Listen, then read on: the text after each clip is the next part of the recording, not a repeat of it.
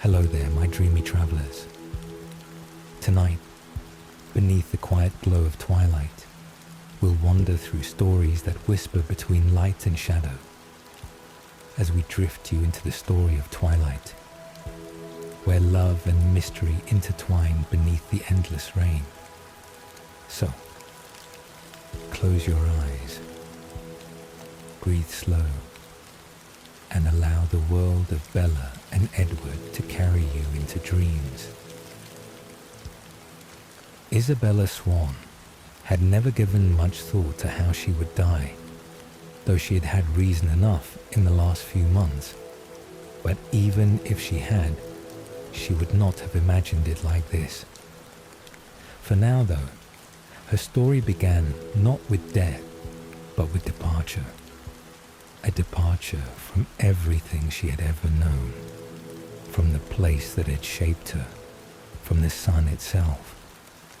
Phoenix, Arizona, the Valley of the Sun, a sprawling desert metropolis where the sky stretched wide and blue, where the heat baked into your skin and stayed there, where saguaro cacti stood like sentinels against mountains that shimmered purple in the distance. This had been Bella's home for most of her 17 years. She knew its streets, its scents, its rhythms. She knew how the monsoons came in summer, sudden and violent, turning the sky green before the rain fell in sheets. She knew the smell of creosote after those rains, bitter and clean. She knew what it meant to live in a place where 300 days of sunshine was simply expected. But now she was leaving, not because she wanted to, not because some great adventure called to her, but because her mother needed her to go. Renee had always been young for her age, flighty and creative and prone to decisions that seemed to come from nowhere. She'd met Phil Dwyer at the worst possible time, when Bella was finishing her junior year of high school, and she'd fallen in love the way she did everything else, completely and without reservation. Phil was a minor league baseball player, traveling constantly, and Renee wanted to travel with him. She hadn't said as much, not directly, but Bella could see it in her eyes. The longing of the sacrifice she was making by staying put in Phoenix. So Bella had made the decision for her. She would go to Forks, Washington, to live with her father, Charlie Swan, the police chief of that tiny, inconsequential town trapped beneath a near-constant cover of clouds. Charlie, whom she barely knew despite sharing his DNA. Charlie, who had never quite figured out how to talk to her, who communicated primarily through comfortable silences and the occasional grunt of acknowledgement. Forks. Even the name was depressing. Bella had visited perhaps a dozen times in her life, mostly in summer when the rain was merely frequent rather than constant. She remembered it as a place of suffocating green, where trees pressed in from all sides, and the sky was a distant grey promise glimpsed through gaps in the canopy. It rained on this inconsequential town more than any other place in the United States of America. More than 160 inches a year, Charlie had told her once, as if this was something to be proud of. The flight from Phoenix to Seattle gave her plenty of time to think, to second guess, to wonder if she was making a terrible mistake. Through the small window, she watched the desert give way to mountains, watched the landscape change from brown to green. The woman beside her slept, her head tilted awkwardly against the window, but Bella couldn't relax. Her stomach was tight with apprehension, her hands clenched in her lap. At SeaTac Airport, she changed planes, boarding a smaller aircraft for the flight to Port Angeles. The plane was half empty, carrying a few tourists and locals returning home.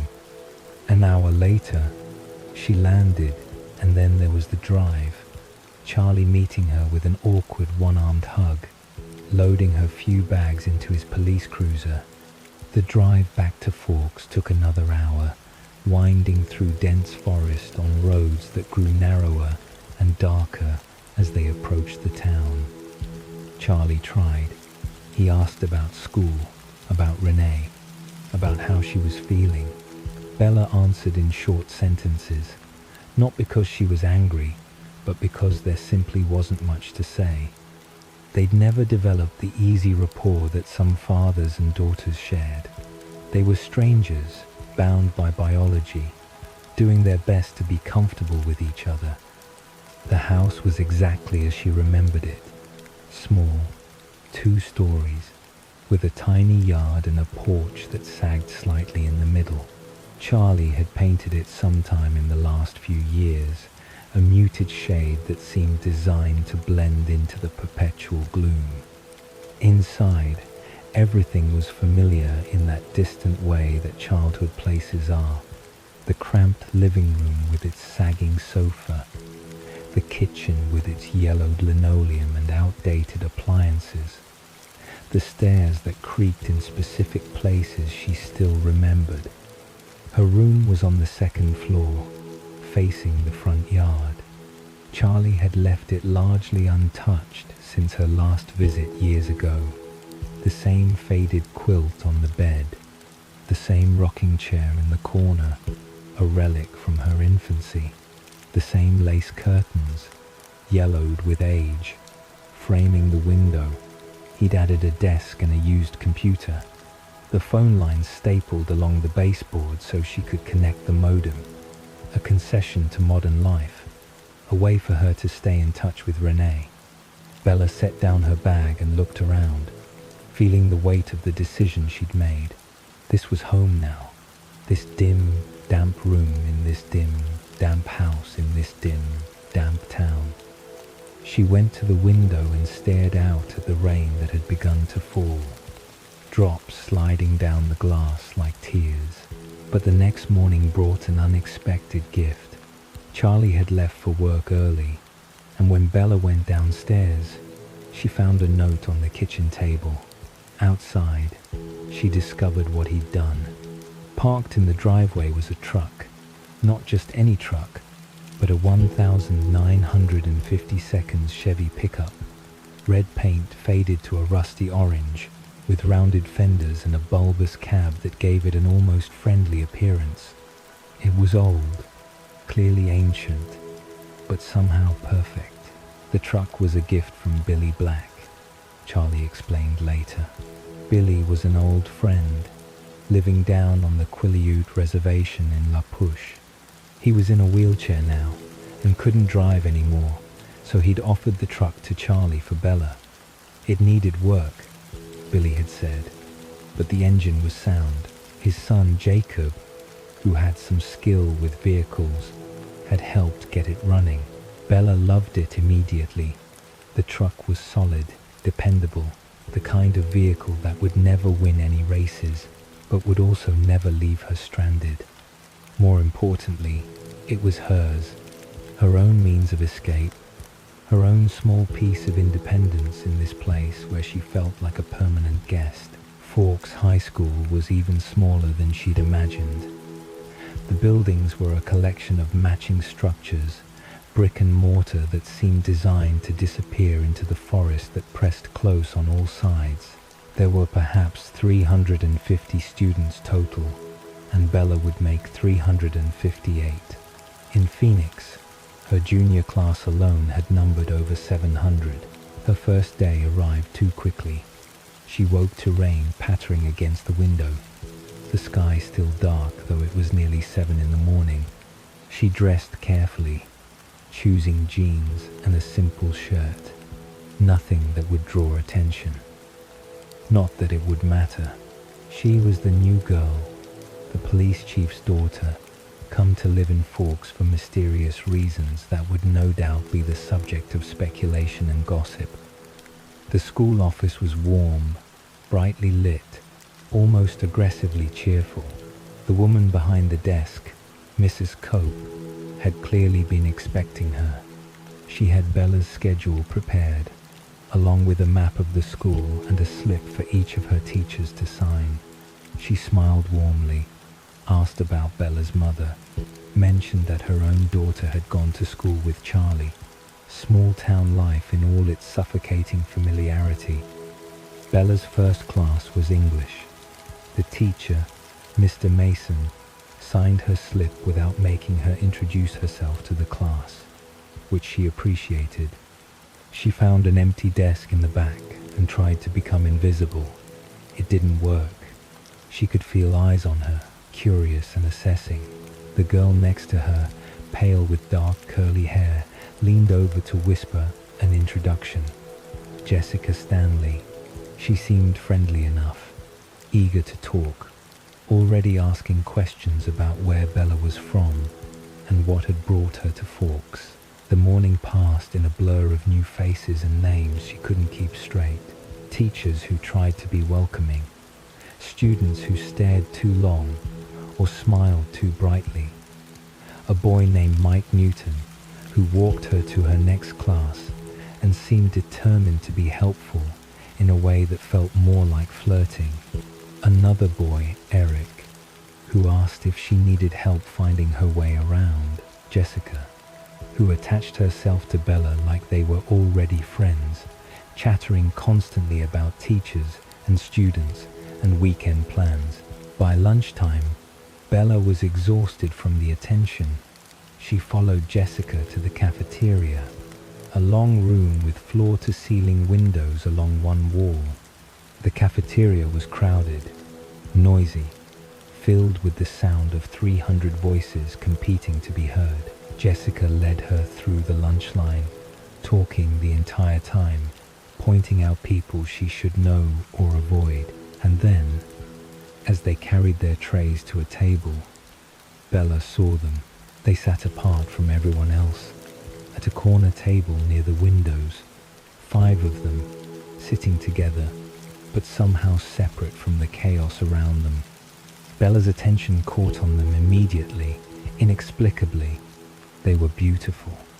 Not beautiful in the way that popular students were often attractive, but beautiful in a way that seemed almost unreal. Their skin was pale, luminous, as if lit from within. Their features were perfect, angular, as if carved from marble, rather than born from flesh. There were 3 boys and 2 girls.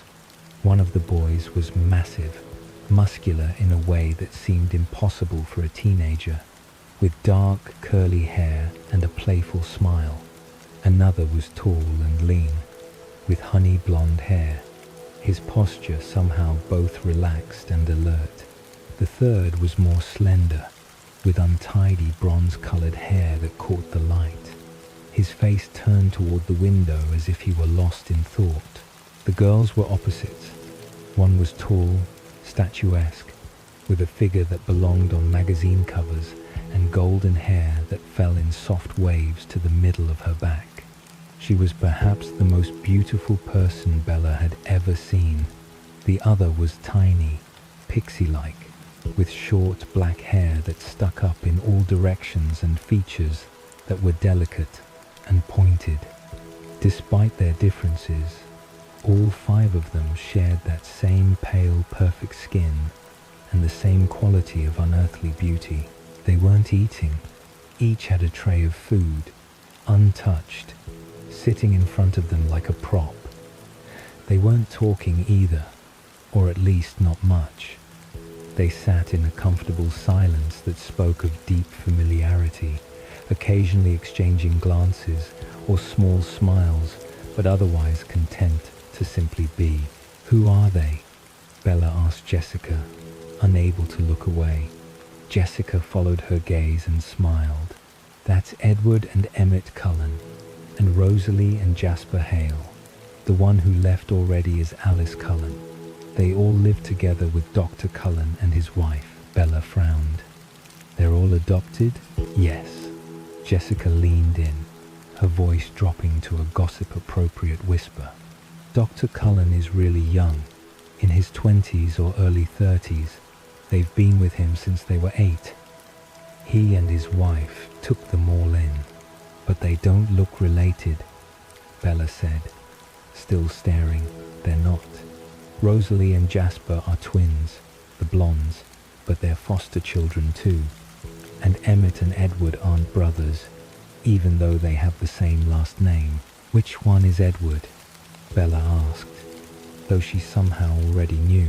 The one with the reddish-brown hair. Jessica's eyes followed Bella's gaze. He's gorgeous, of course, but don't waste your time. He doesn't date. None of them do.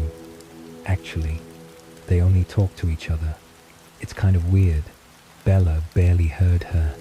She was watching Edward Cullen, trying to understand what it was about him that held her attention.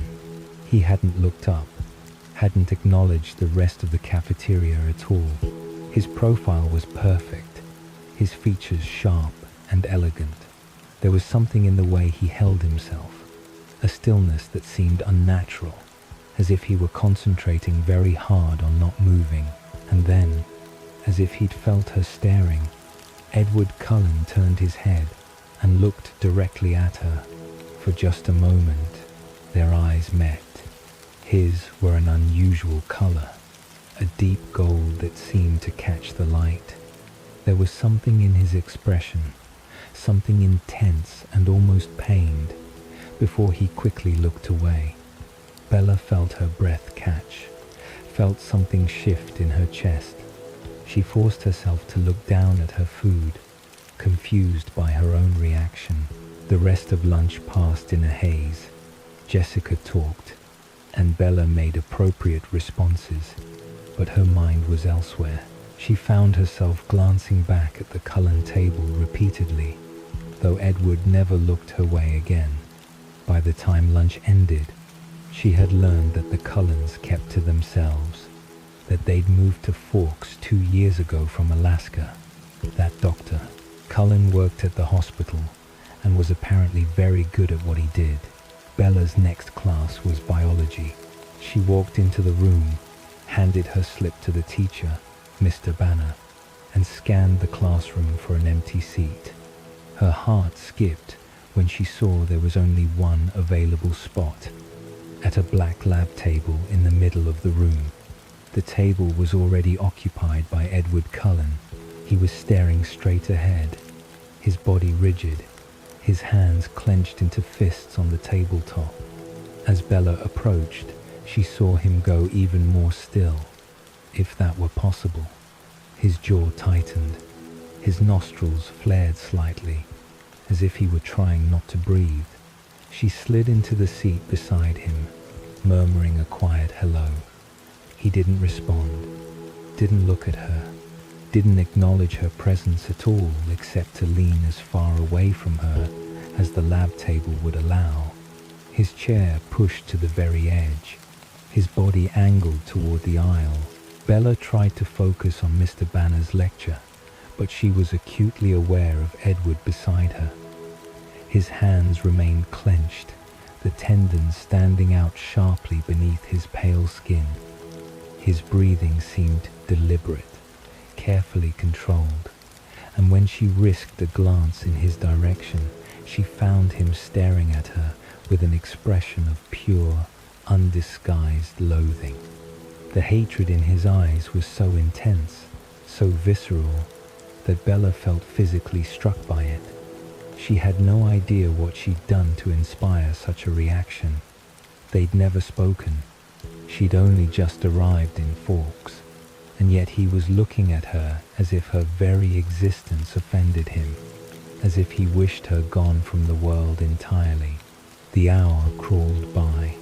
Edward never relaxed, never moved except to write notes in his perfect, elegant handwriting.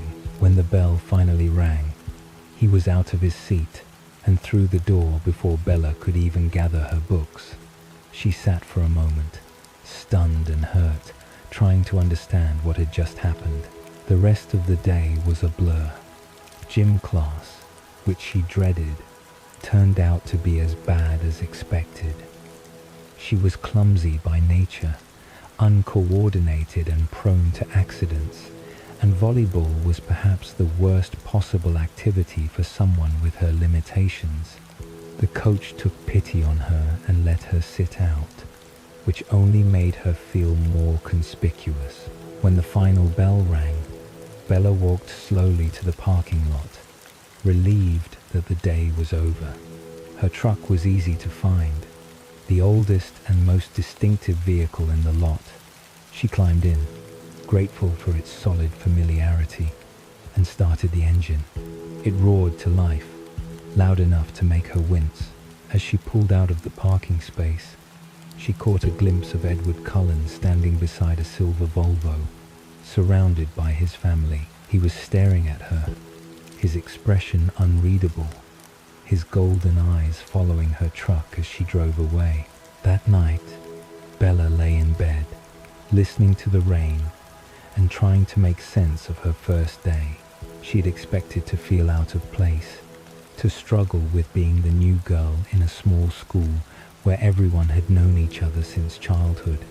She'd expected the attention, the curiosity, the awkward questions, but she hadn't expected Edward Cullen, hadn't expected the intensity of his reaction to her, the pure hatred in his eyes, the way he'd looked at her as if she was something poisonous. And she certainly hadn't expected her own reaction, the way her heart had raced when their eyes met in the cafeteria, the way she couldn't stop thinking about him even now. It made no sense. He clearly despised her, and yet she found herself hoping she'd see him again, hoping for a chance to understand what she'd done to inspire such loathing. As sleep finally claimed her, her last conscious thought was of golden eyes and perfect, cold features twisted in revulsion. The next morning, Bella woke to more rain. Of course, she was beginning to understand that rain was not an occasional event in Forks, but a constant presence, as reliable as the sunrise would have been in Phoenix. She dressed and went downstairs, finding Charlie already gone, a note on the table saying he'd be late tonight and to help herself to whatever she wanted for dinner. At school, Edward Cullen was absent. His siblings were there, sitting at their usual table in the cafeteria, but his seat remained empty. Bella told herself she was relieved, that his absence meant one less source of stress in her day, but she couldn't quite convince herself. His empty chair drew her attention repeatedly, and she found herself wondering where he was, if his absence had anything to do with her. He was gone all week, 5 days without a single glimpse of him. Bella settled into a routine, made tentative friendships with Jessica and Angela, learned to navigate the school's hallways and social hierarchies. Mike Newton continued to hover nearby, helpful and friendly and clearly interested in something more. Tyler Crowley, another boy in her class, started competing with Mike for her attention. It was flattering and overwhelming and slightly ridiculous. But through it all, Bella thought about Edward Cullen, about the way he'd looked at her with such hatred, about his absence, which seemed too convenient to be coincidental, about the questions that multiplied the more she tried not to think about him. When Monday arrived and Edward returned, Bella knew immediately. She felt his presence before she saw him, some sixth sense alerting her that he was near. In the cafeteria, she looked toward the Cullen table and found him there, sitting with his siblings, looking exactly as he had before, except for his eyes. They were different now, lighter, a strange, golden color, like honey held up to the light. And when biology came and she walked into the classroom, he was there at their shared table, but everything had changed. He smiled when she approached, a small, crooked smile that transformed his face. When she sat down, he turned toward her instead of away.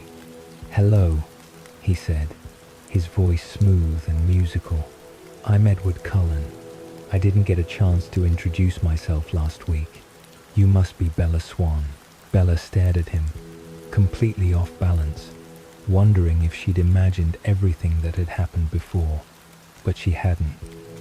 She remembered too clearly the hatred in his eyes, the rigid tension in his body, the way he'd fled the room as if she carried some contagious disease. Now he was acting as if none of that had happened, as if they were meeting for the first time, two classmates making polite introductions, and Bella had no idea which version of Edward Cullen was real, or what had changed in the week he'd been gone. Edward Cullen's transformation was so complete, so inexplicable, that Bella found herself questioning her own memory. Had he really looked at her with such visceral hatred? Had his hands truly been clenched into white-knuckled fists, his body rigid with barely controlled rage? Sitting beside him now in biology, watching him smile, that crooked smile, and ask her polite questions about forks, about her classes, about how she was adjusting, she almost convinced herself she'd imagined it. Almost. But the evidence remained. The empty seat for an entire week. The way his siblings had watched her in the cafeteria during his absence. Their expressions assessing and careful. And most damning of all, her own visceral memory of those black eyes filled with loathing, so dark they'd seemed to hold no color at all. Now those eyes were gold, a warm, honey-colored gold that caught the fluorescent lights and seemed to glow from within. The change was impossible, and yet there it was, undeniable. Bella had heard of colored contacts, of course, but she'd never heard of any that could replicate this particular shade, this depth of color that seemed almost luminous. The questions multiplied with each passing day. Edward was charming when he wanted to be, asking her about Phoenix, about her mother, about the things she missed from her old life. He seemed genuinely interested in her answers, listening with an intensity that was both flattering and slightly unnerving. But there was something calculated about his friendliness, something that felt like a performance, as if he were playing a role he'd carefully studied. And beneath the charm, Bella sensed the same tension she'd felt that first day. He never moved closer to her than necessary. He held himself very still when they spoke, as if movement required conscious effort. And occasionally, when he thought she wasn't looking, his expression would shift, and she'd catch a glimpse of something else, something darker and more complicated than simple friendliness. The contradiction fascinated her. She found herself looking forward to biology, to those 50 minutes sitting beside him, trying to decipher the mystery he represented. She noticed small things. The way his skin was always cold when they accidentally brushed hands reaching for a microscope. The way he never seemed to eat anything at lunch, just pushed food around his tray. The way he sometimes answered questions she hadn't quite finished asking, as if he knew what she was going to say before she said it. Mike Newton noticed her preoccupation and didn't like it. He'd appointed himself her unofficial guide and protector, walking her to classes, sitting beside her at lunch, asking if she wanted to go to the beach or see a movie. He was nice enough, eager and friendly, but Bella felt nothing beyond mild appreciation for his attention. When he saw her talking with Edward, his expression would darken, and he'd find reasons to interrupt, to remind her of study groups or upcoming assignments. Jessica noticed too, though her reaction was more curious than jealous. She peppered Bella with questions. What did Edward talk about? What was he like up close? Was he as gorgeous as he looked from across the cafeteria? Bella deflected as best she could, uncomfortable with the scrutiny, uncertain how to explain something she didn't understand herself. The weather remained relentlessly wet.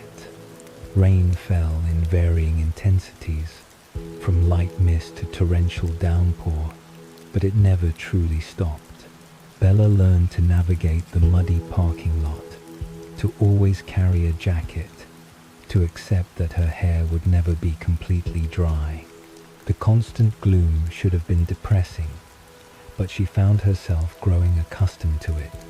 The grey skies suited her mood, matched the quiet melancholy that had always been part of her nature. 2 weeks after Edward's return, the rain transformed into something more dangerous. Bella woke to find the world coated in ice, a thin frozen layer that turned every surface into a skating rink. Charlie had already left for work, but he'd done something unexpected. When Bella went out to her truck, she found chains wrapped around the tires, carefully installed sometime in the early morning darkness. The gesture touched her more than any words could have. Charlie wasn't demonstrative, couldn't express emotion easily, but he showed his love through actions like this.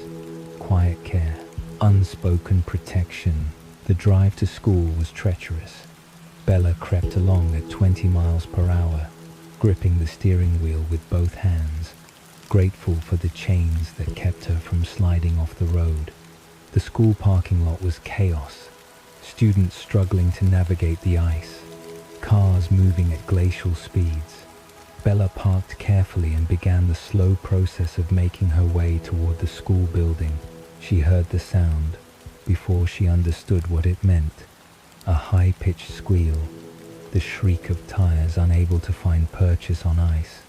She turned, instinctively, looking toward the noise, and saw Tyler Crowley's van sliding across the parking lot, completely out of control. The van was spinning, its tires locked, moving inexorably toward the back of her truck. Toward her, time seemed to slow. Bella saw the van coming, saw that she was directly in its path, understood with perfect clarity that she was about to be crushed between the van and her truck. She couldn't move, couldn't think, could only stand frozen, watching death approach in the form of dark blue metal and spinning tires. And then something struck her, hard, from the side. Not the van, something else. Something that hit her with enough force to knock her off her feet and send her sliding across the icy pavement. She felt the impact, felt herself moving through space, felt the cold asphalt scraping against her skin through her jeans. The world spun, sky and ground trading places. She landed on her back, the breath knocked from her lungs, her head cracking against the ice with enough force to make stars burst behind her eyes. And then something was covering her, a heavy weight pressing her down, and she heard the grinding crunch of metal on metal, the shriek of tearing steel, the almost musical tinkle of breaking glass. The van had hit her truck. She could hear it, could hear the horrific sound of the collision, but she wasn't under the van. She was several feet away, lying on the ground beside a tan sedan, and the van was still coming, still sliding toward her across the ice. Two pale hands appeared in front of her face, pressed against the side of the van just inches from where she lay. The van shuddered, groaned, and stopped. Simply stopped.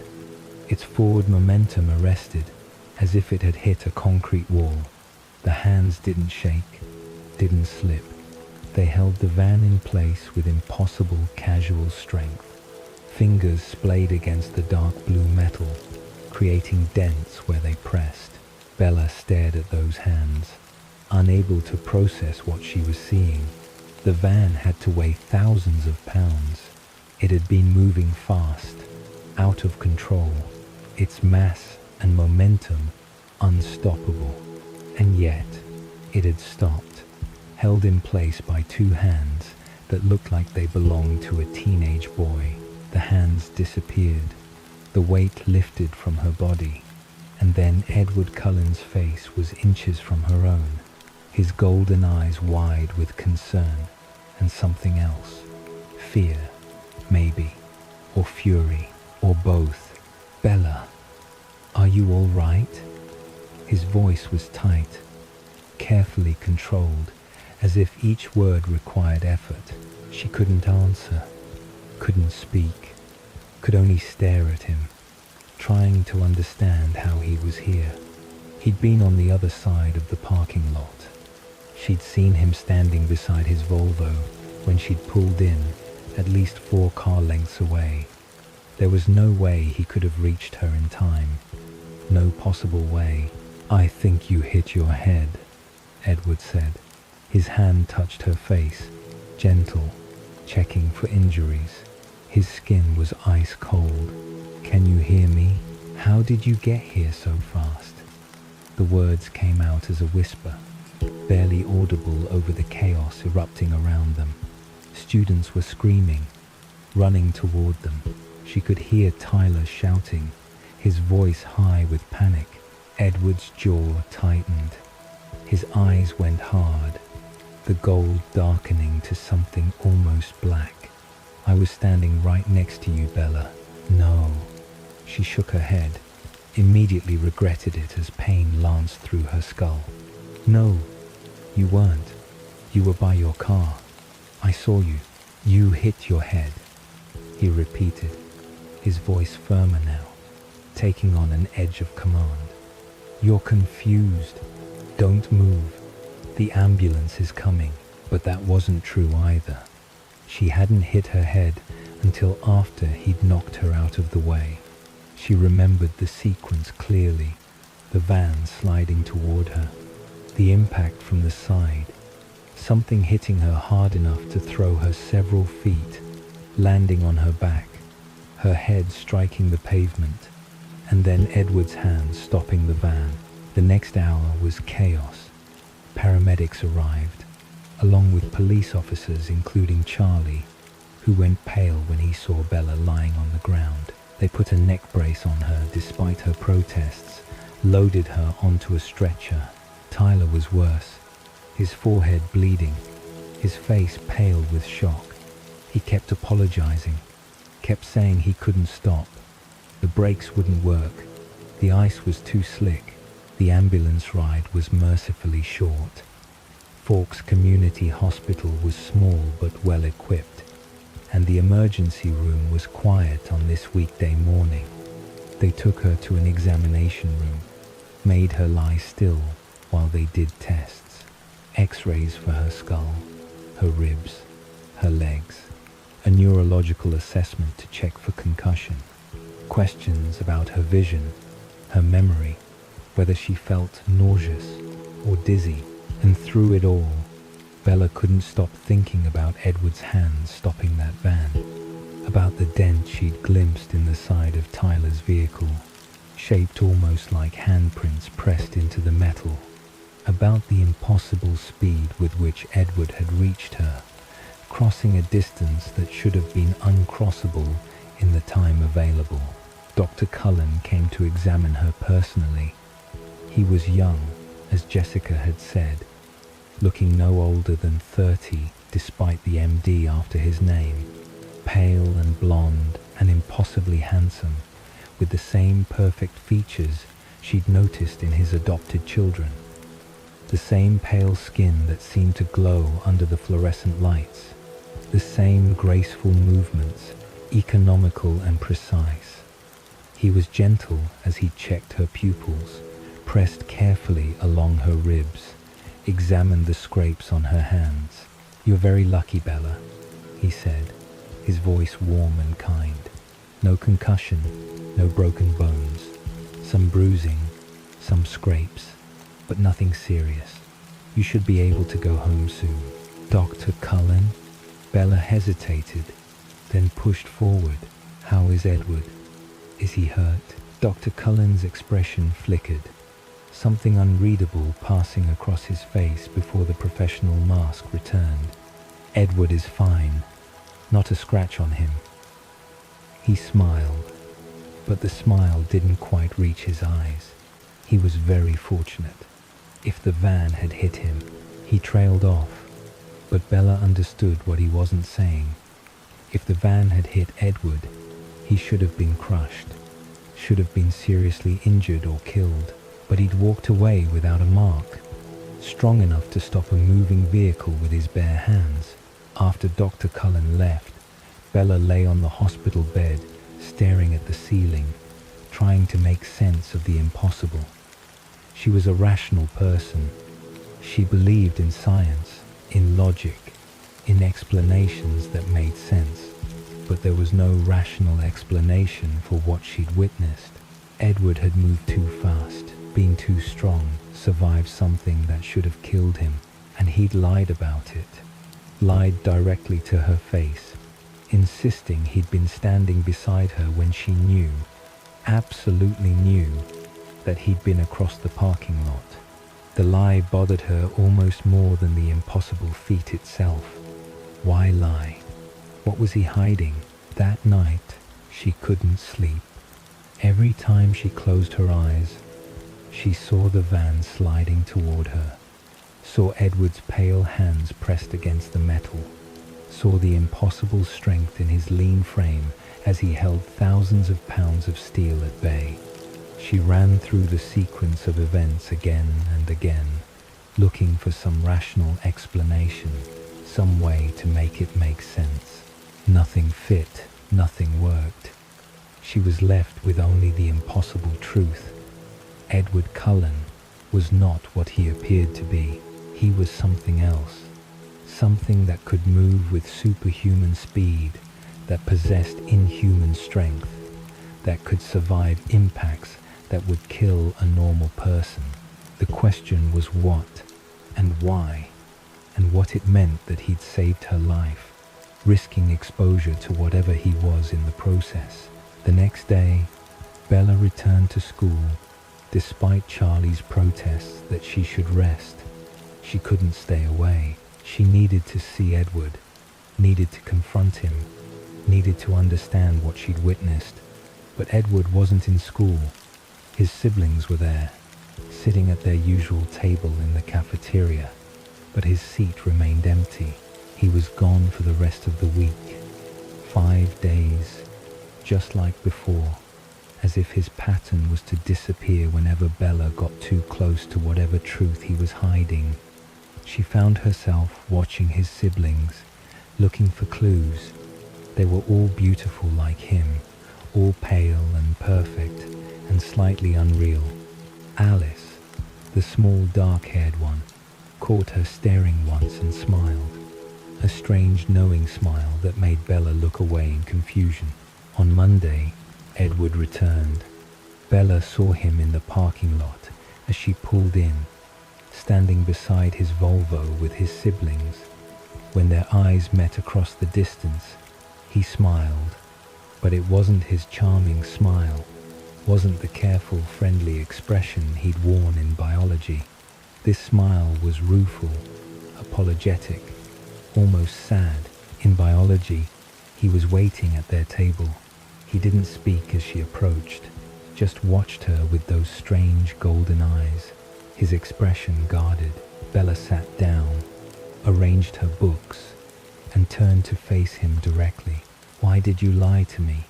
She kept her voice low, conscious of the other students around them, but her tone was hard. "What do you mean?" His face was innocent, confused, but Bella wasn't fooled. She could see the tension in his shoulders, the way his hands rested very carefully on the tabletop, as if he were concentrating on keeping them still. "You know what I mean. You weren't standing next to me in the parking lot. You were by your car. I saw you, and then you were beside me, except you couldn't have been because there wasn't enough time. And the van, Edward, I saw your hands. I saw what you did." His expression closed off, became perfectly blank. "You hit your head. You're confused about what happened. Stop it." Anger flared in her chest, hot and bright. "Stop lying to me. I know what I saw." "Do you?" He leaned closer, his voice dropping to barely a whisper. "Do you really think you saw me stop a moving van with my bare hands? Does that sound rational to you, Bella? Or does it sound like a concussion talking?" I didn't have a concussion. Dr. Cullen said so. Then maybe you should trust his diagnosis and accept that your memory of the event is flawed. He turned away, effectively ending the conversation, his jaw tight with tension. They stared at each other, neither willing to back down. Mr. Banner called the class to order, and Edward turned to face forward. But Bella wasn't done, not even close. She would find the truth, whatever it took, because Edward Cullen was hiding something impossible and dangerous and utterly fascinating. And Bella Swan had never been good at leaving mysteries unsolved. The standoff in biology became a pattern. Edward would arrive at their shared table, his expression carefully neutral, and Bella would try new approaches to break through his defenses. She asked direct questions. She made observations about things she'd noticed. She pressed him on inconsistencies in his stories, and he deflected, dodged, changed the subject with a skill that suggested long practice. But something was shifting. The more time they spent together, the more the careful distance Edward maintained began to erode. Not physically, he still kept space between them, still flinched away if their hands accidentally touched. But emotionally, psychologically, he was letting her in, small pieces at a time, like a puzzle assembling itself one fragment at a time. He started asking her questions that went deeper than simple small talk, not just about Phoenix, but about her childhood, her memories, the things that had shaped her. He wanted to know what she was afraid of, what she dreamed about, what music made her cry, and when she answered, he listened with that complete, focused attention that made her feel like the only person in the world. Bella found herself reciprocating, asking her own questions about his family, about what it was like to be adopted, about his relationship with his siblings. Edward answered some questions readily, others with visible reluctance. He spoke warmly of Carlisle and Esme, with genuine love that softened his perfect features. He was more guarded about his siblings, particularly Rosalie, and Bella sensed complicated dynamics she didn't fully understand. The weather began to shift as March arrived. The rain continued, but occasionally the clouds with thin and weak sunlight would filter through. On those rare sunny days, Edward was absent from school, always, without exception. Bella noticed the pattern and added it to her growing collection of evidence. The Cullen family never came to school when the sun was out. One Friday in early March, Jessica and Angela invited Bella to go dress shopping in Port Angeles. They needed dresses for the upcoming spring dance, and they wanted Bella's help choosing. Bella agreed, grateful for the distraction, for a chance to do something normal. Something that didn't involve obsessing over golden-eyed boys who might not be entirely human. The drive to Port Angeles took an hour, winding through dense forest before emerging onto Highway 101. The town was larger than Forks, more developed, with actual shopping options beyond the single general store. They spent the afternoon in boutiques, trying on dresses in various shades of pink and blue and lavender. Jessica found something she liked almost immediately, a form-fitting blue dress that matched her eyes. Angela took longer, finally settling on a soft pink that complemented her warm skin tone. As the afternoon wore into evening, Jessica and Angela decided they were hungry and wanted to eat at a restaurant down by the bay. Bella begged off, claiming she wanted to find a bookstore first. They agreed to meet at the restaurant in an hour, and Bella set off alone down the darkening streets. She found a bookstore, but it wasn't what she was looking for. The windows were filled with crystals and dream catchers, books about spiritual healing and alternative medicine, not the kind of place that would have what she needed. Bella walked on, turned a corner and found herself in a less tourist-friendly area. Warehouses and industrial buildings replaced the cheerful storefronts. The street was empty, the shadows growing long. She heard footsteps behind her, male voices laughing roughly. She glanced back and saw 3 men, early 20s maybe, following her. Not quickly, not threateningly, just walking in the same direction. But something in their body language, the way they spread out across the sidewalk, made the hair on the back of her neck stand up. Bella turned down another street, walking faster. The footsteps behind her maintained their pace. She turned again, trying to get back to the main road, to light and people and safety. But the streets in this part of town weren't laid out in a logical grid. She turned a corner and found herself facing a dead end, a chain-link fence blocking the way forward. She spun around. The 3 men had followed. They weren't running, weren't even hurrying, but they'd closed the distance. And now, from the street she'd just left, 2 more men appeared. She recognized one of them, the heavy-set one with dark hair who'd called out to her earlier. Bella's heart hammered in her chest. She looked around desperately for escape, for witnesses, for anything.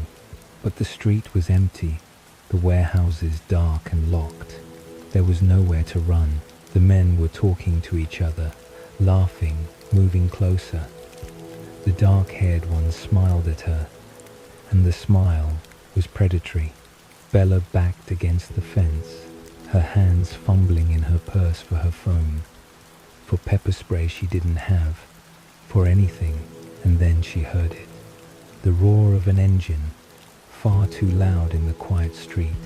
Headlights swept around the corner, and a silver car came flying toward them, moving impossibly fast. The men scattered as the car skidded to a stop between Bella and them, the passenger door flying open. "Get in!" Edward's voice was harsh, commanding, leaving no room for argument. Bella didn't hesitate. She dove into the passenger seat, and Edward was already moving before she'd even closed the door. He executed a turn that should have been impossible on the narrow street, the car spinning around, and then they were accelerating away. Bella looked back and saw the men standing in the street, stunned and angry. Her hands were shaking. Her whole body was shaking. She tried to speak, but no words came out. "Are you all right?" Edward's voice was different now, tight with barely controlled rage. "Did they touch you?" "No." The word came out as a whisper. "No. You got there in time. How did you know where I was?" He didn't answer. His hands were gripping the steering wheel so hard his knuckles were white.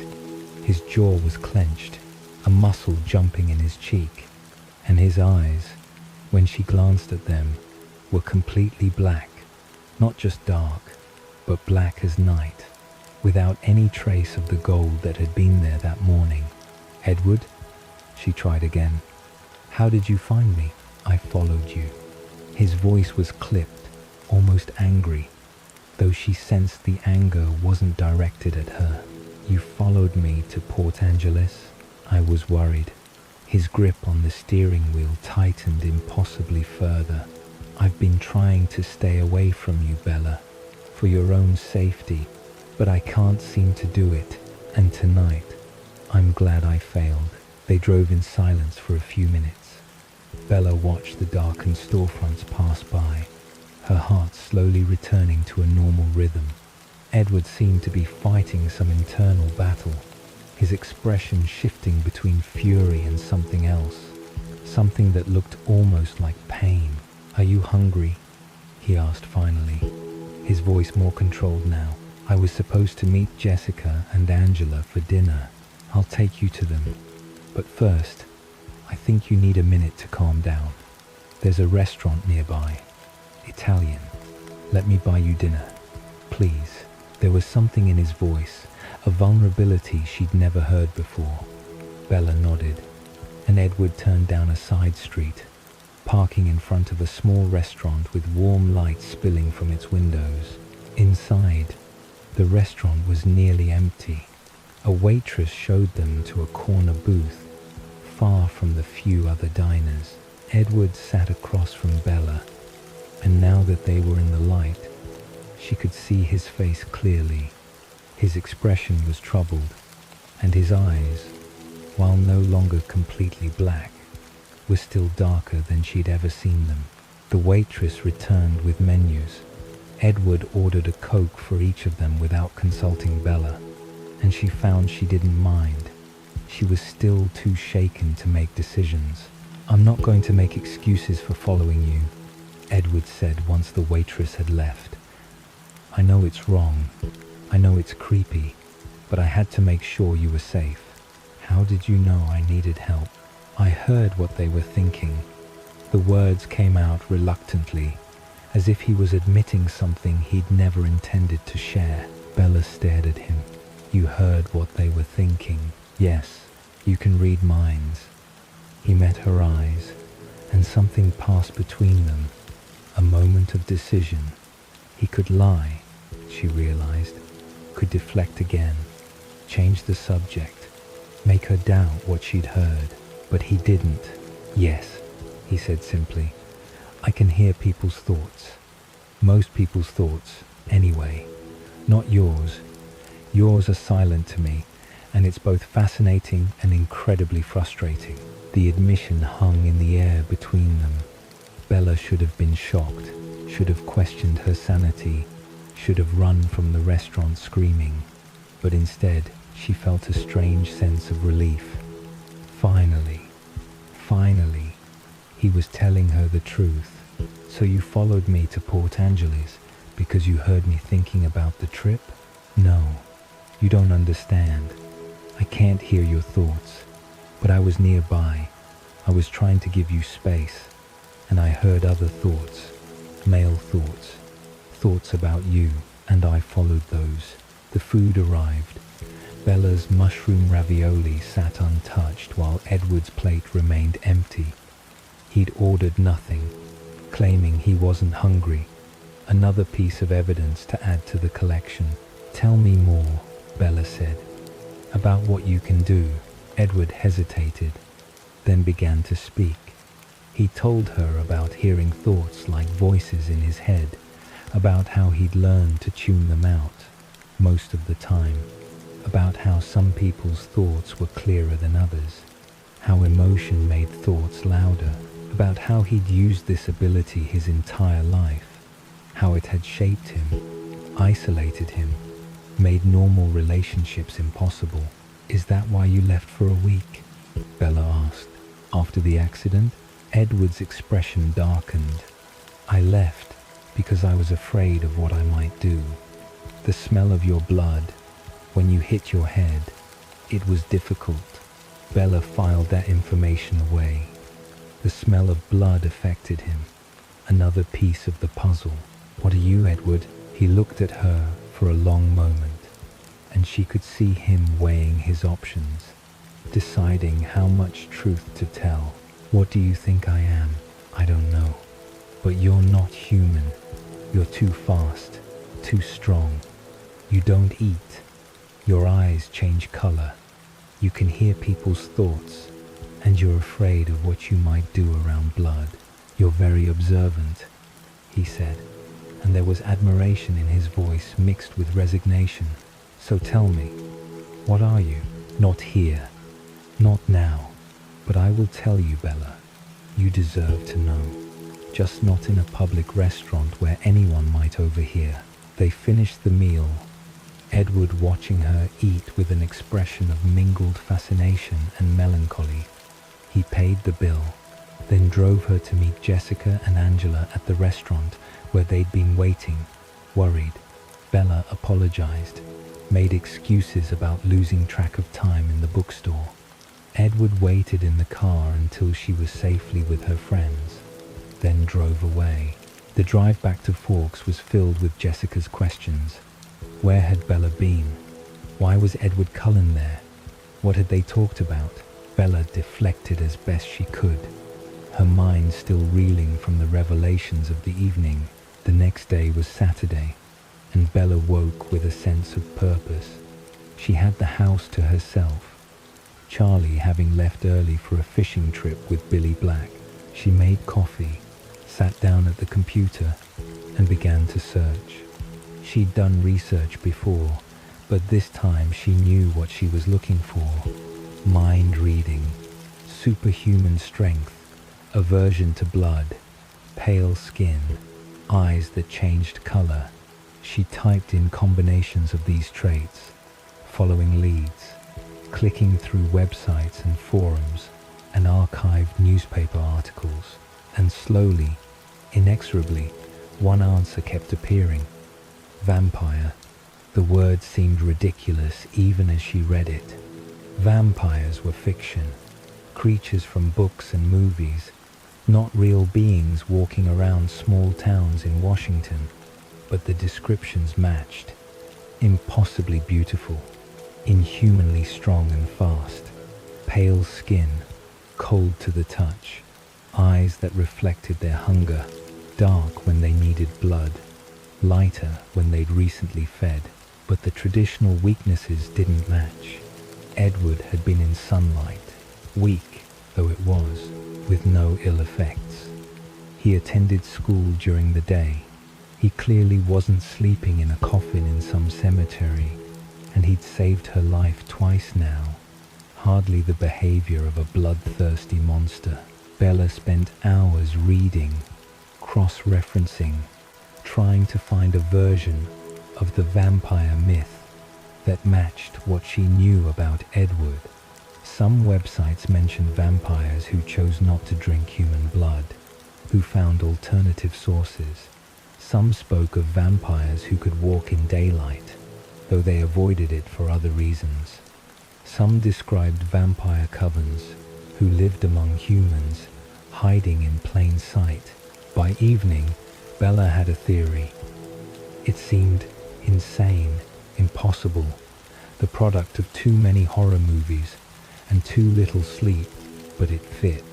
Every strange thing about Edward, every impossible feat, every contradiction, it all made sense if he was a vampire.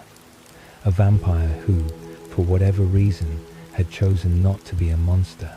The question was whether she'd lost her mind, whether she was so infatuated with Edward Cullen that she'd constructed an elaborate fantasy to explain his strangeness, whether she should be worried about her own sanity rather than his nature. She decided to test her theory. On Monday, she would confront Edward directly. She would say the word aloud, watch his reaction, and see if her impossible conclusion was actually, unthinkably, the truth. Monday arrived cold and overcast, but without rain. Bella dressed carefully, as if preparing for battle. She drove to school with her heart pounding, rehearsing what she would say. But Edward wasn't in biology. His seat was empty, and remained empty for the rest of the week. It was the same pattern as before.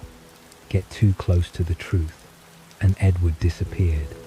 Bella tried not to feel hurt, tried to tell herself he was giving her time to think, to process, to decide whether she wanted to continue down this dangerous path. But she felt abandoned nonetheless. On Saturday, she woke to something she hadn't seen in weeks. Sunlight. Real, genuine sunlight streaming through her window, turning the familiar grey world gold. The sky was clear, a deep blue she'd almost forgotten existed, and Edward was nowhere to be found. Bella made a decision. She needed to clear her head, needed to think about something other than Edward Cullen and impossible truths. Jessica had mentioned a group trip to La Pouche, the reservation beach. For the weekend, Bella called and asked if she could join.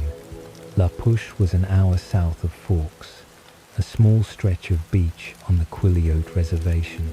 The beach was beautiful in a stark way. Driftwood scattered across dark sand, waves crashing against rocky outcroppings. The water was far too cold for swimming, but the sun was warm enough to sit outside without freezing. The group included Jessica, Angela, Mike, Tyler, and several others from school. They built a bonfire, roasted hot dogs, played frisbee on the beach.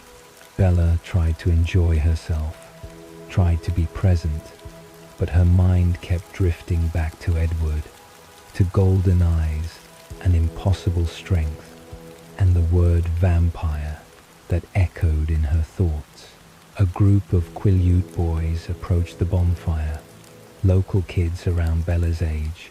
They were welcomed by Mike and the others, clearly familiar faces. One of them, tall and lanky with long black hair pulled back in a ponytail, kept looking at Bella with interest. "You're Isabella Swan, right?" he asked, sitting down beside her on a driftwood log. "Charlie's daughter, just Bella. And you are?" "Jacob Black, Billy's son. I think we met when we were kids." Bella searched her memory and found vague recollections of summer visits, of playing in the woods with other children, while Charlie and Billy fished. Jacob would have been one of those children, though she couldn't picture him clearly. He'd grown considerably since then, shooting up to over 6 feet, his features still carrying a trace of childhood roundness. They talked easily, Jacob friendly and open in a way that was refreshing after Edward's intensity. He asked about Phoenix, about what had brought her back to Forks, about how she was adjusting, and Bella found herself relaxing, laughing at his jokes, enjoying the simplicity of normal conversation. "So you're a junior at Forks High?" Jacob asked. "Do you know the Cullen family?" Something in his tone caught her attention, a careful neutrality that suggested loaded meaning beneath the innocent question. "Yes, I know them."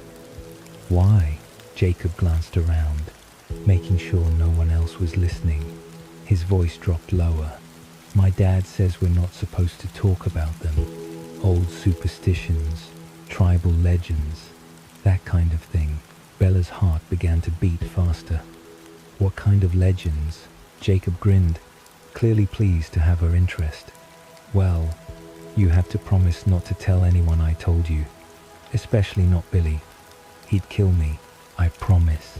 Jacob's grin widened, and he launched into a story. The Quileutes, he explained, had legends about their origins, stories of how they descended from wolves, about shapeshifters and spirit warriors, and among those legends were stories about the Cold Ones, vampires, traditional enemies of the wolf people, creatures that the tribe had fought for generations.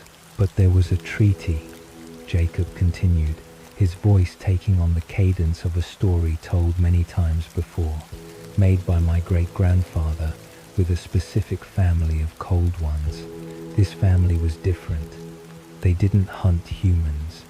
They claimed to feed only on animals. So the tribe agreed not to expose them as long as they stayed off our land and didn't harm any humans." Bella sat very still, afraid to move, afraid to breathe. "The Cullens," she said, making it a statement rather than a question. Jacob nodded. "That's what Billy says. That's why they're not allowed on the reservation. Billy takes the old stories seriously. But me?" He shrugged. "I think it's just superstition. The Cullens seem nice enough. Dr. Cullen does a lot of good at the hospital." Bella barely heard his last words. Her mind was spinning, pieces falling into place with terrifying clarity. The legends weren't legends at all. They were history. And Edward Cullen was exactly what she'd suspected, a vampire. Part of a family of vampires, living among humans, pretending to be something they weren't. The sun was setting by the time the beach party broke up. Bella rode back to Forks in Jessica's car, silent while the others chattered around her. Her mind was elsewhere, processing, analyzing, trying to decide what came next. She knew the truth now, or at least she knew enough of it. Edward was a vampire. His entire family were vampires. They didn't hunt humans. Jacob's story had confirmed that much. They were trying to be good, or at least trying not to be evil. And Edward had been drawn to her for reasons she still didn't fully understand, had saved her life twice, had trusted her with glimpses of his truth. The question wasn't what Edward was anymore. The question was what Bella was going to do about it. Whether she would run, as any sane person would, whether she would tell someone, expose the Cullens, force them to leave Forks, or whether she would do something far more dangerous, whether she would choose to stay, to know him, to see where this impossible attraction between them might lead, even knowing what he was, even understanding the danger. As Jessica's car pulled into Bella's driveway, Bella knew her decision was already made.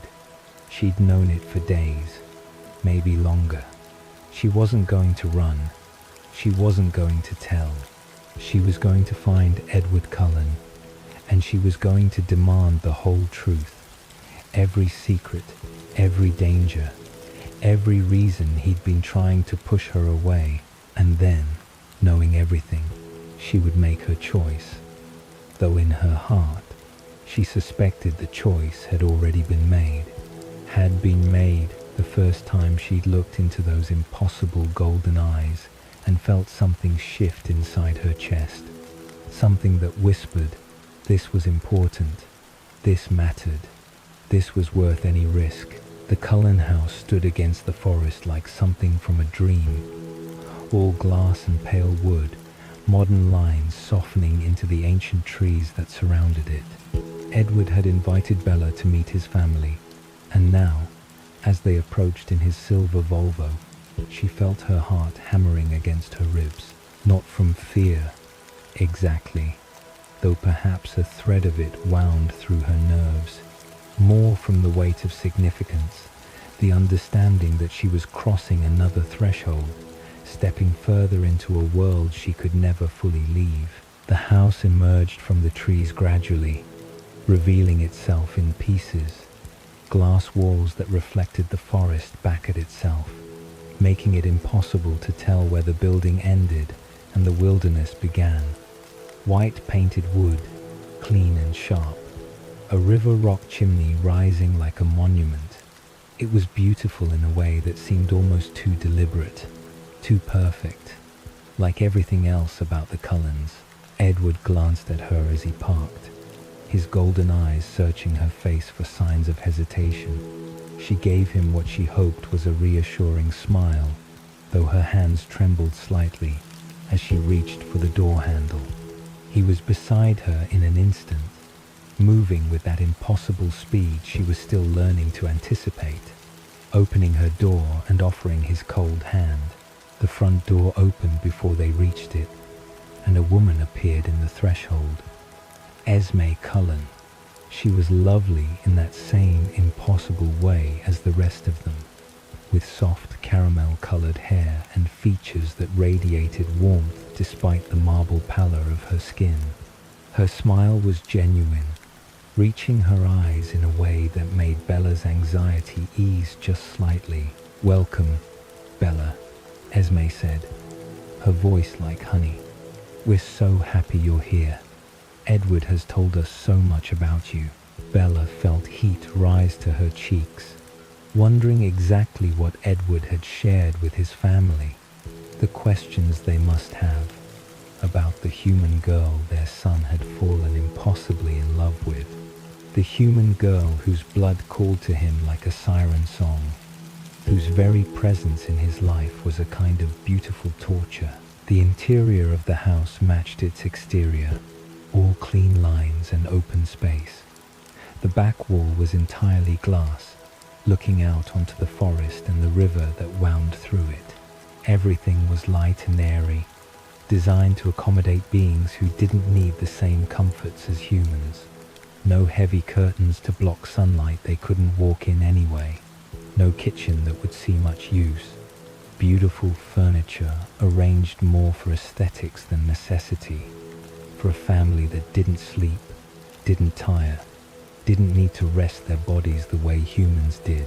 Carlisle Cullen descended the stairs with a grace that spoke of centuries of practice, and Bella recognized him from the hospital, though seeing him here, in his home, somehow made him seem even more otherworldly. He was perhaps 30 in appearance, with pale blonde hair and features that were both kind and aristocratic. When he smiled at her, she saw the same warmth she'd seen in Esme, a gentleness that seemed at odds with what he was. "Bella," he said, extending his hand. "I'm so glad Edward finally brought you to us. You're welcome here anytime." His hand was cold and hard as stone, but his grip was careful, measured, aware of his own strength in a way that suggested long practice at interacting with fragile human things. She wondered how many years it had taken him to learn that control, to move through a world of breakable beings without shattering them. "Come," Esme said, gesturing toward the open living space. "Everyone's eager to meet you properly."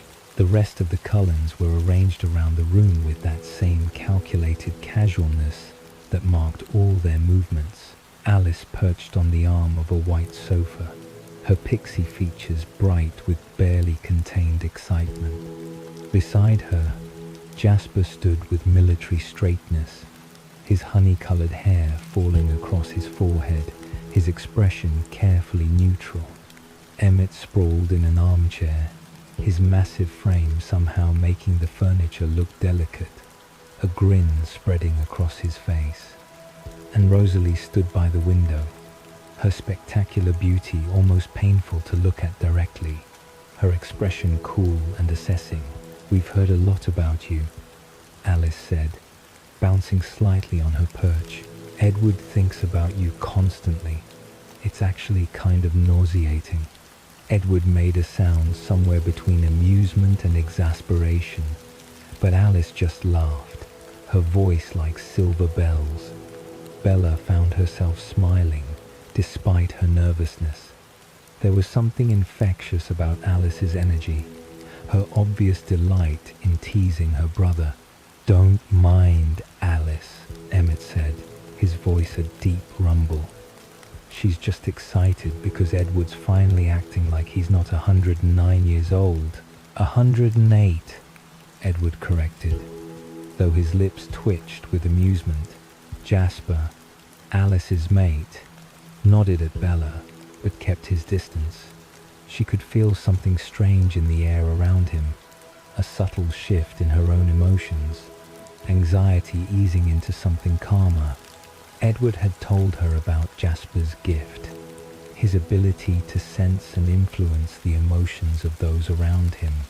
The thought should have been disturbing, this manipulation of feeling, but right now she was grateful for it, for the way her hammering heart was slowing to something more manageable. Only Rosalie held herself apart, her perfect features arranged in an expression that was neither welcoming nor hostile, just distant, assessing. Bella met her gaze briefly and saw something complex there, something that might have been resentment or might have been something else entirely. She looked away first, unable to hold that golden stare. Carlisle and Esme guided them all to sit, though Bella suspected the gesture was more for her benefit than theirs. These beings didn't need to sit, didn't need to rest, but they performed these human rituals anyway, maintaining the illusion of normalcy even here, in private. "Edward tells us you know everything," Carlisle said gently. That must have been quite a shock. Bella glanced at Edward, who was watching her with that intense focus he always brought to their interactions, as if she might disappear if he looked away. She chose her words carefully. "It was," she admitted, "but it also explains so much. All the strangeness, The contradictions. Carlyle nodded, his expression thoughtful. I imagine you have questions. We're an unusual family, even by vampire standards. And so they told her their stories. These beautiful, immortal beings who had somehow found each other across centuries and continents. Carlyle spoke first, his voice measured and calm, recounting a history that spanned more than 300 years. He had been born in the 1600s, in London, the son of an Anglican pastor who led hunts for witches, werewolves, and vampires. It was a time of superstition and fear, when anything unexplained was attributed to dark forces. Most of the pastor's targets were innocent, of course, but occasionally his hunts stumbled upon something real. It was during one of these raids, in the sewers beneath London, that Carlyle encountered an actual vampire. The creature attacked, and in the chaos, Carlyle was bitten. He knew what awaited him, had seen his father burn supposed monsters alive. So he hid, dragging himself into a cellar where he lay for 3 days as the venom transformed him, biting through his tongue to keep from screaming and revealing his location. When he emerged, he was no longer human, and the thirst was immediate and overwhelming. But Carlyle had made a choice that defined everything that came after. He refused to take human life, though every instinct screamed for him to hunt, to feed. He starved himself, testing the limits of his endurance until he discovered that animal blood could sustain him. It wasn't the same, didn't satisfy the thirst the way human blood would, but it was enough. For centuries, he lived alone, studying, learning, eventually finding his way into medicine.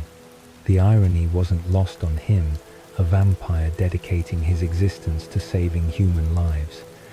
He worked during the night shift at hospitals, where his cold skin and lack of fatigue could be explained away. He studied in libraries and laboratories, accumulating knowledge across disciplines and decades.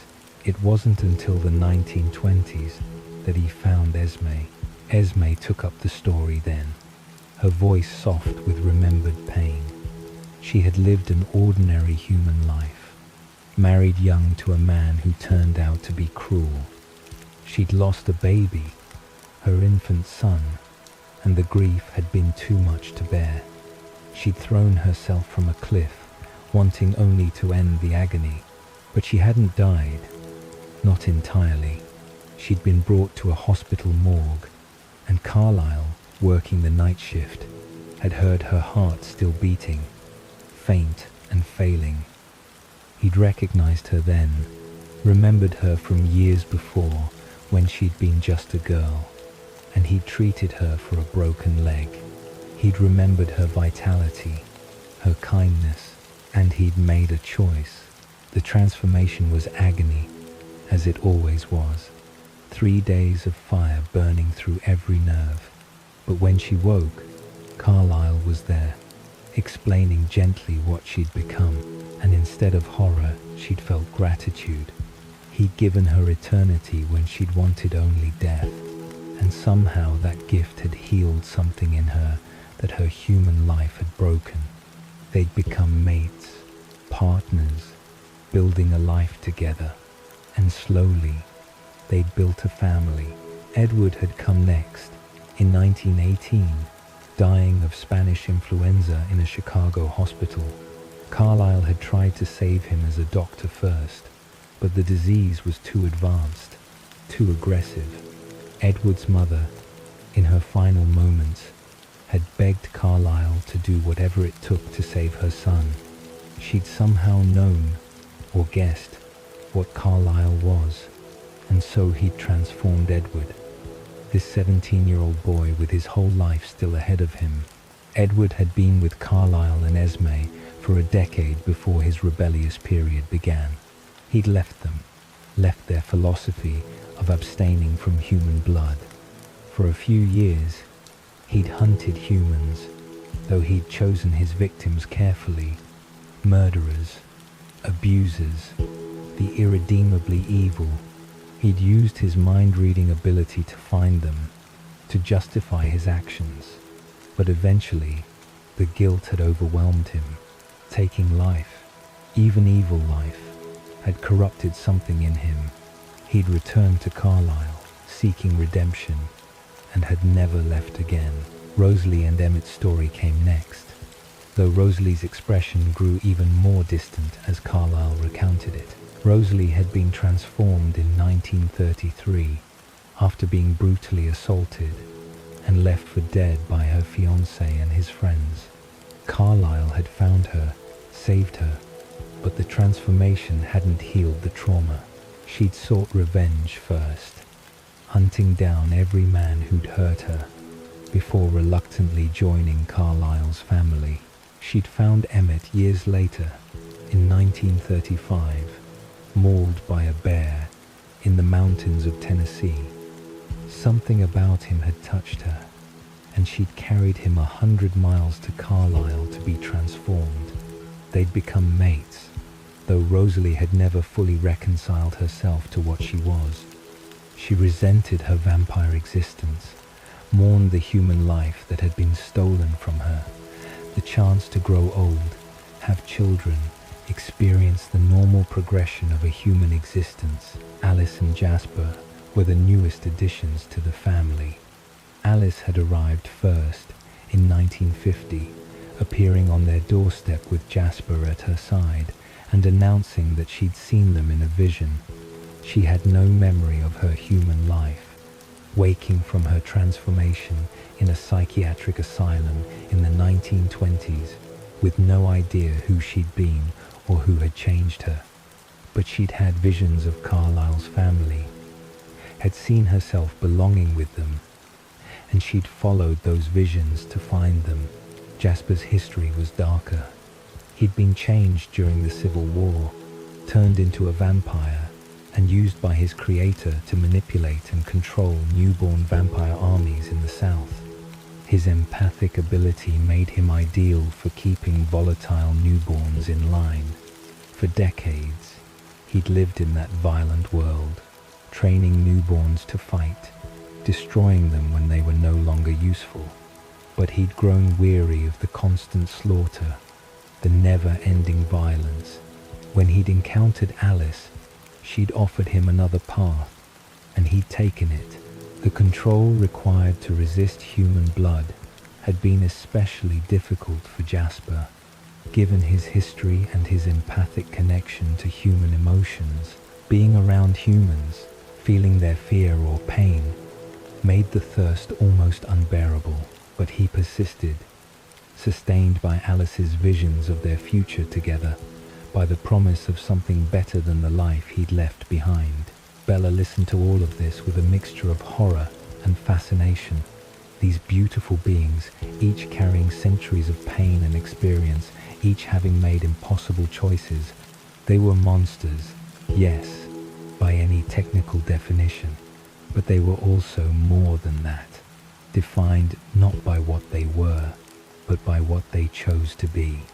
So we're all adopted, Alice said brightly, as if she hadn't just recounted decades of trauma and violence. One big happy family of misfits.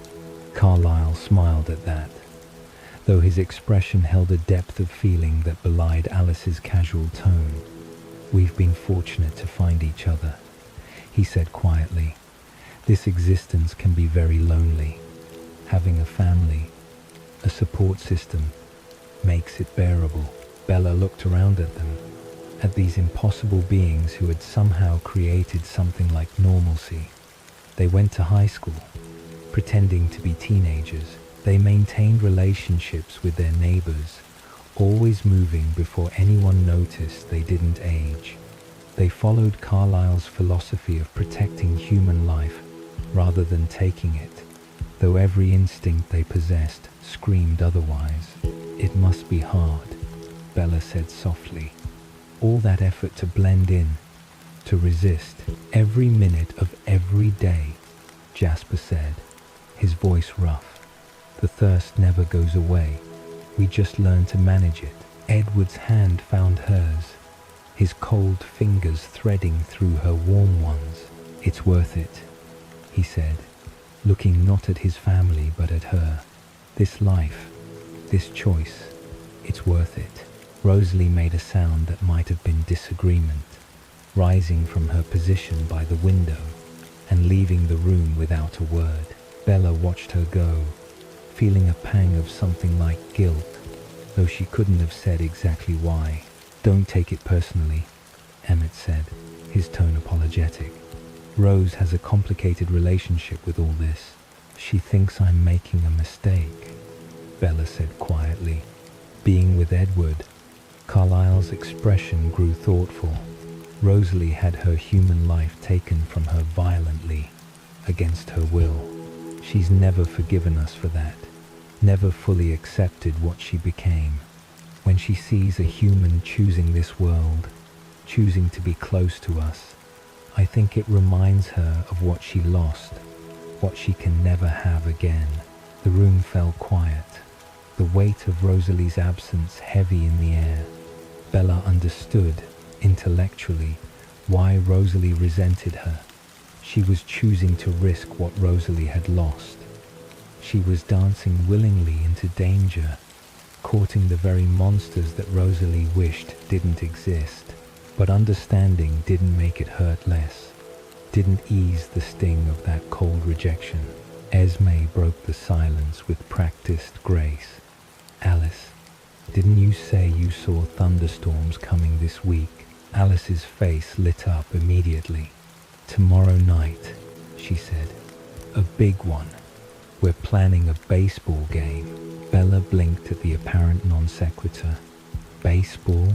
Edward grinned, and the expression transformed his face, made him look genuinely 17 rather than ancient. "It's the American pastime," he said, "and we can only play during thunderstorms. You have to see it," Emmett added, his enthusiasm obvious. "It's the one time we really get to cut loose." The conversation shifted then, moving to lighter topics. Alice chatted about fashion and shopping, dragging Bella into discussions about styles and colors that made Bella's head spin. Emmett told stories about his various encounters with bears, each tale more ridiculous than the last. Even Jasper relaxed slightly, though he maintained his distance, careful not to get too close to Bella and her appealing human scent. Carlyle and Esme asked her questions about her life, about Charlie and Renee, about her interests and plans. They treated her like a person, not like a curiosity or a threat, and gradually Bella felt herself relaxing into the strange rhythm of this impossible family. Edward watched her throughout, his expression soft with something that looked like contentment. She caught his eye and smiled, and he smiled back.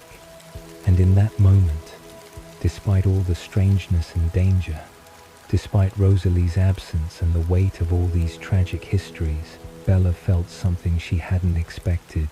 She felt like she might actually belong here.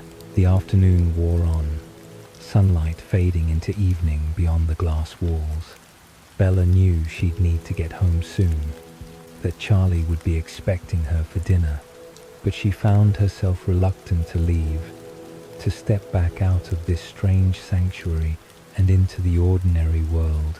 When Edward finally drove her home, the Volvo purring through the darkening streets, Bella found her thoughts full of images. Carlyle's gentle smile, Esme's genuine warmth, Alice's infectious energy, Emmett's booming laugh, Jasper's careful distance. Even Rosalie's cold rejection felt like a piece of something larger, something complex and real. "They're incredible," she said softly. Edward glanced at her, his expression unreadable. "They liked you," he said. "Esme especially. She's been hoping I'd find someone for years." "And Rosalie?" Edward's jaw tightened slightly.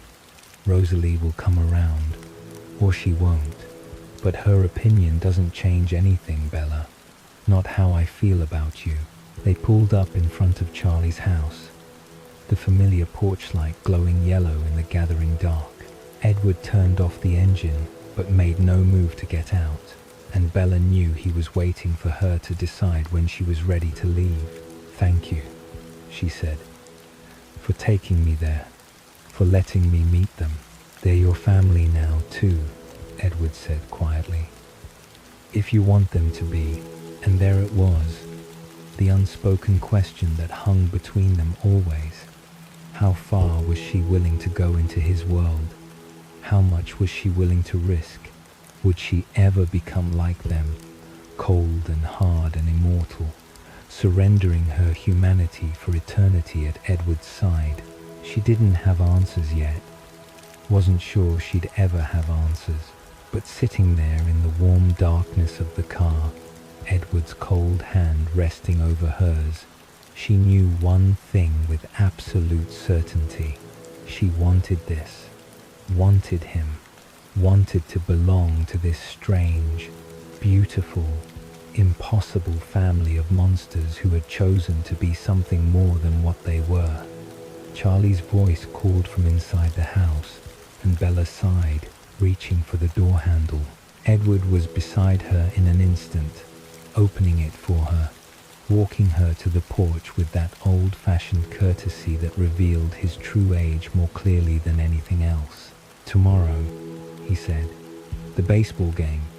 You'll come?" Bella looked up at him, at his perfect face and golden eyes, and the expression of careful hope that made him look almost vulnerable. "Try to stop me," she said. He kissed her then, there on her father's porch, his cold lips gentle against hers. When he pulled away, he was smiling, and she could see centuries in that smile, decades of loneliness finally easing.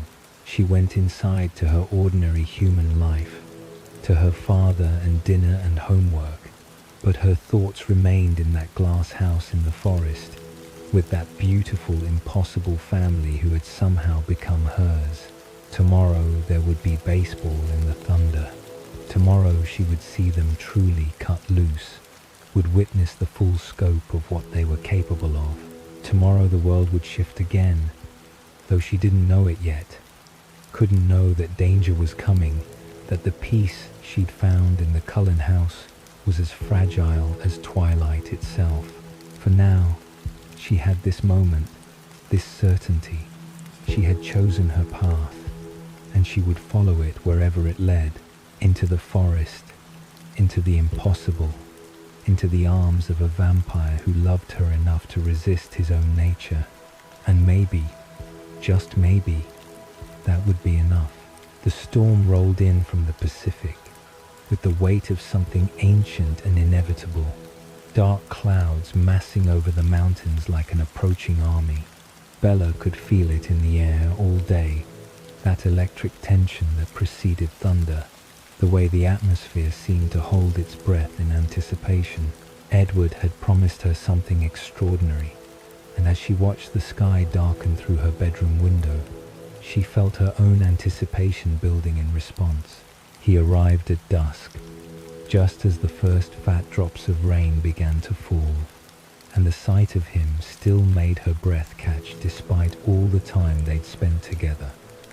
He stood at her door with that impossible beauty that never quite seemed real, golden eyes bright with excitement, a baseball cap in his hands. "Ready?" he asked, and she could hear the barely contained energy in his voice, the promise of something wild. Charlie had already given his grudging permission for her to spend the evening with the Cullens, though his expression had been skeptical. He still didn't fully trust Edward, still saw him as the boy who'd taken his daughter's attention so completely. But he'd agreed, and now Bella grabbed her jacket and followed Edward out into the gathering storm. The Jeep was Alice's, massive and mud-splattered, and Emmett sat behind the wheel with a grin that suggested he was already imagining the game ahead. Alice perched in the passenger seat, practically vibrating with excitement, while Jasper occupied the back with an expression of quiet amusement. Edward helped Bella into the seat beside Jasper, then climbed in himself, and they were off, the Jeep roaring up muddy forest roads that Bella hadn't known existed. The rain intensified as they drove, drumming against the roof with increasing urgency. Lightning flickered in the distance, illuminating the trees in stark white flashes. Thunder followed, deep and resonant, rolling across the mountains like the voice of something primal. "You've never seen anything like this," Alice said, turning to look at Bella with eyes that sparkled with mischief. "We have to wait all year for storms like this one." "Why?" Bella asked, though she suspected she already knew the answer. "You'll see," Emmett said, taking a corner at a speed that would have terrified her if she'd been with anyone else. They drove for what felt like miles into the wilderness, following roads that became little more than tracks, until finally they emerged into a massive clearing. It was a meadow of sorts, though calling it that seemed inadequate for the sheer scale of it. The grass was already flattened by rain, and the space stretched away in all directions, bordered by towering evergreens that swayed in the wind. Carlyle, Esme, and Rosalie were already there, standing in the center of the clearing as if the storm didn't touch them at all. Rain plastered their clothes to their marble skin, but they seemed utterly unbothered by it. Faces turned up to the roiling sky with expressions of pure anticipation. Edward helped Bella from the Jeep, and immediately she was soaked, rain driving into her face and hair with surprising force. But Edward kept himself between her and the worst of it, sheltering her with his body as they made their way to where Esme stood. "Glad you could make it, dear," Esme said warmly, as if they were meeting for tea rather than standing in the middle of a thunderstorm. "Edward said you wanted to see us play. I wouldn't miss it," Bella said, though she still wasn't entirely sure what she was about to witness. Carlyle tossed Edward a bat, the movement casual, and Edward caught it one-handed without looking. The bat was aluminum, and when he swung it experimentally, it cut through the air with a sound like a blade. "You might want to stand back," Alice suggested to Bella, her eyes already distant with that particular look that meant she was seeing something the rest of them couldn't. "Near the trees, you'll have a better view, and you'll be safer." "Safer?" Bella asked, but Alice was already dancing away, taking her position in what Bella assumed was the outfield. Edward guided her to the edge of the clearing, where the trees provided some shelter from the driving rain. "Just watch," he said, his eyes bright with an excitement she'd never seen before. "And stay here, please." Then he was gone, moving to join his family with that inhuman speed, and Bella found herself alone at the edge of the forest, watching as the Cullens arranged themselves across the massive clearing. Esme took a position near what Bella assumed was home plate, though there were no actual bases, just positions the family seemed to have memorized. Carlyle stood ready with the bat.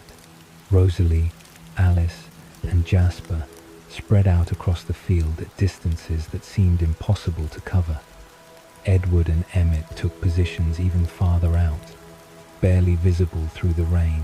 Thunder cracked overhead, and Esme called out something Bella couldn't hear over the storm. Then she threw the ball, except calling it throwing seemed inadequate for what actually happened.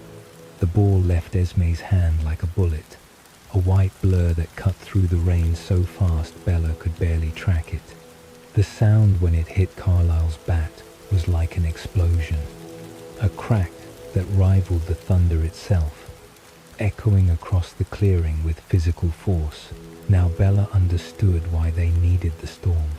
The ball rocketed into the sky, disappearing into the dark clouds, and Edward was already moving, a streak of pale skin and dark clothing, covering ground that should have been impossible to cross. He was there when the ball came down, catching it with a casual grace that belied the speed required to reach it. "Out!" Esme called, her voice somehow carrying across the distance. Despite the storm, they rotated positions, and now it was Emmett's turn to bat. When the ball came, he swung with such force that the crack of contact seemed to shake the earth itself. The ball shot away at an angle that defied physics, and Bella watched as Rosalie and Jasper both converged on where it would land. Moving with that same impossible speed, they collided in mid-air, both reaching for the ball at the same instant, and the impact when they came together was like a small car crash. But they both came down laughing, Rosalie holding the ball triumphantly, Jasper shaking his head in mock defeat. "Safe!" Esme called, and Emmett pumped his fist in victory.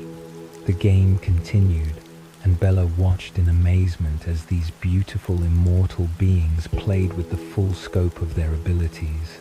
They moved like wind, like shadows, covering impossible distances in seconds. They hit the ball with such force that it disappeared into the storm clouds. They caught what should have been uncatchable, leaped heights that should have been unreachable, collided with each other with impacts that would have killed humans, and they were having fun. Genuine, uninhibited joy radiated from them as they played, freed from the constant need to hide what they were, to move slowly and carefully among breakable humans. This was them without restraint, without pretense, fully themselves in a way they could never be anywhere else. Edward caught her eye from across the clearing and grinned, and in that moment he looked truly 17, not ancient and burdened, but young and alive and happy. She grinned back, rain streaming down her face, utterly captivated by what she was witnessing. Alice was up to bat now, her small frame coiled with potential energy. When she swung, the crack echoed like thunder, and the ball shot away into the darkness. She was running before it even landed, her movements fluid and graceful, touching each invisible base with balletic precision. Jasper had the ball, throwing it to Rosalie at what Bella assumed was second base, but Alice was already past, heading for third. Rosalie threw to Edward, who materialized at third base like he'd always been there, but Alice was too fast, sliding past him with a laugh that rang out clear even through the storm. "Home!" Esme called, and Alice bowed dramatically, soaked hair plastered to her head, grin splitting her face.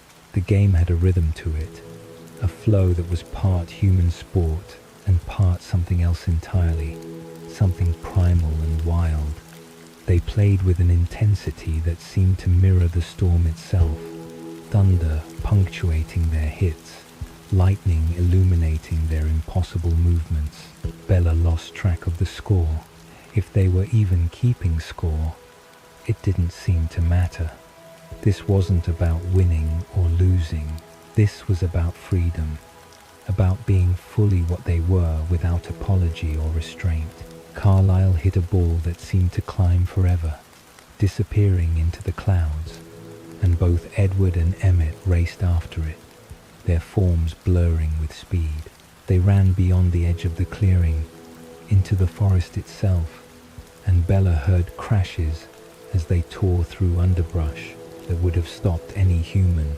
They emerged moments later, Edward holding the ball high, Emmett protesting loudly that he'd had it first. Carlyle just laughed, the sound warm and paternal, as if his son's competitive bickering was the most normal thing in the world. The rain intensified, turning from heavy to torrential, but none of them seemed to notice or care. They played on, their marble skin gleaming in the lightning flashes, their movements synchronized in ways that spoke of decades playing together. Then Alice stopped. She froze mid-stride, her entire body going rigid, her eyes losing focus in that particular way that meant she was seeing something. The change was so abrupt that the others noticed immediately, the game grinding to a halt as they all turned to look at her. "Alice?" Edward called, already moving toward her. Bella felt her stomach drop, some instinct warning her that whatever Alice was seeing, it wasn't good. The joy that had filled the clearing moments before evaporated, replaced by a tension that had nothing to do with the storm.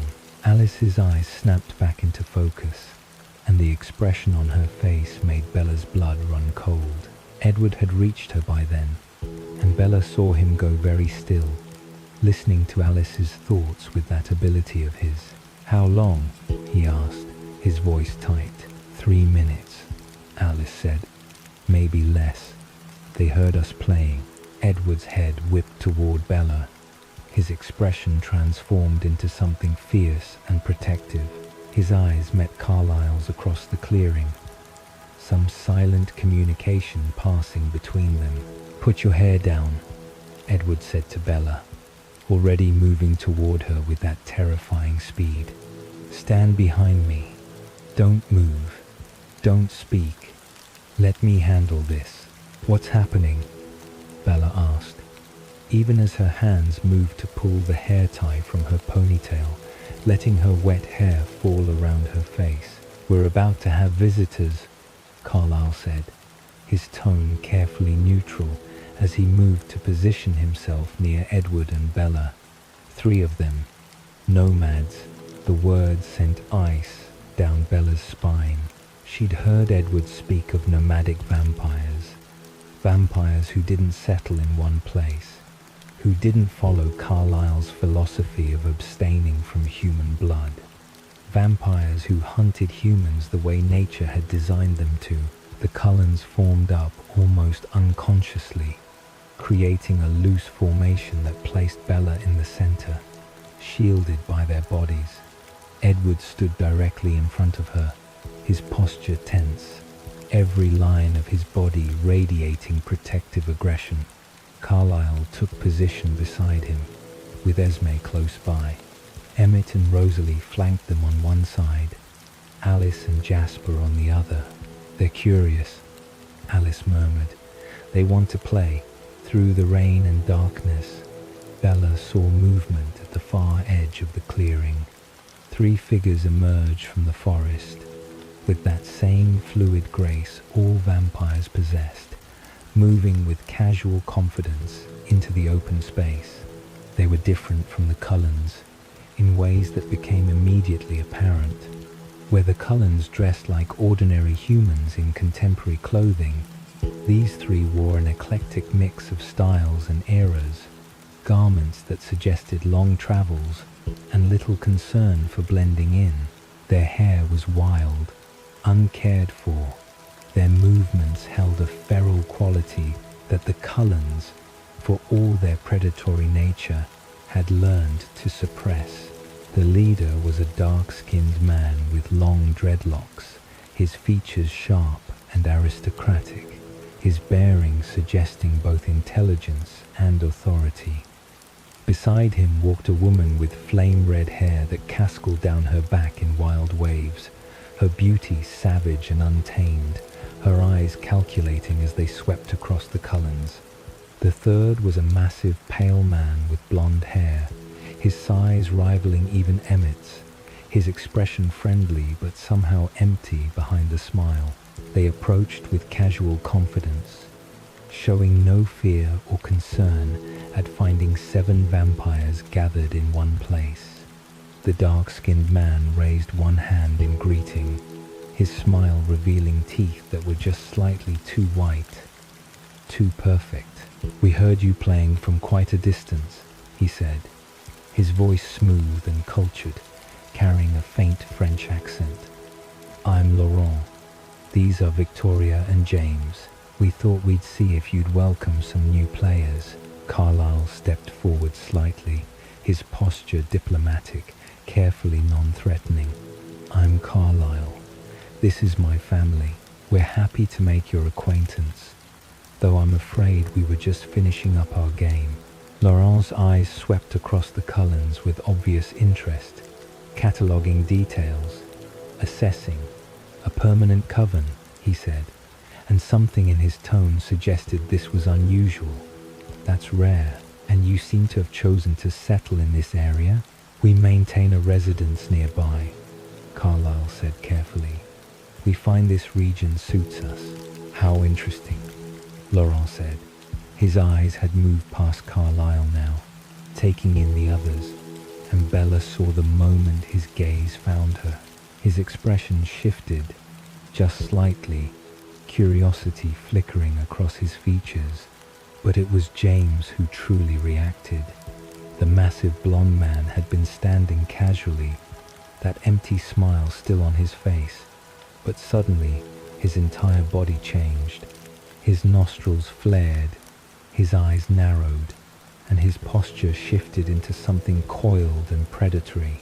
He was staring directly at Bella, with an intensity that made every instinct scream at her to run.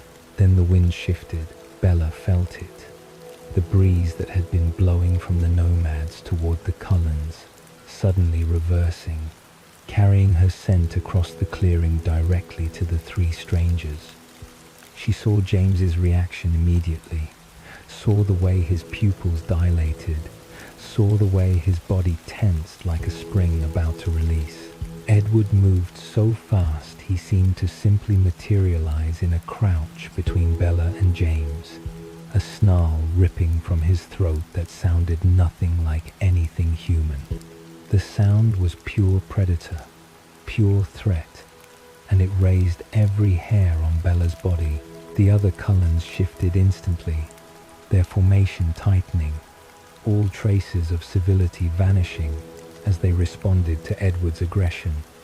Emmett moved to Edward's side. His own expression transformed into something dangerous. Jasper's military training became evident in the way he positioned himself, angling for advantage. Even gentle Esme's features held a hardness Bella had never seen. James had dropped into an answering crouch, his eyes locked on Bella with a hunger that was unmistakable. Victoria moved beside him, her wild red hair seeming to flame in another lightning flash, her own posture predatory and ready. Only Laurent remained standing, his hands raised in a gesture of peace, though his eyes were sharp and calculating as he assessed the sudden tension. We didn't realize you were traveling with a human, Laurent said carefully. We apologize for any offense. She's with us, Carlyle said, his voice holding an edge Bella had never heard before. She's under our protection.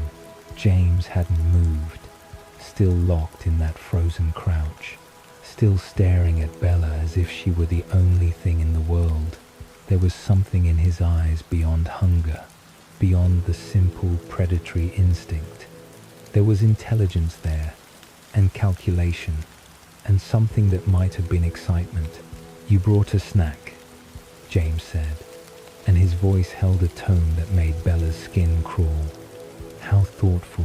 She's not food, Edward snarled. Back away. Now, for a long moment, nobody moved. The two groups faced each other across the rain-soaked clearing, vampires against vampires. The tension so thick, Bella could barely breathe. Thunder rolled overhead, and lightning illuminated the tableau in stark white flashes that made it look like some kind of painting, some classical depiction of opposed forces. Then Lauren laughed, the sound deliberately casual, deliberately breaking the tension. Of course. We meant no disrespect.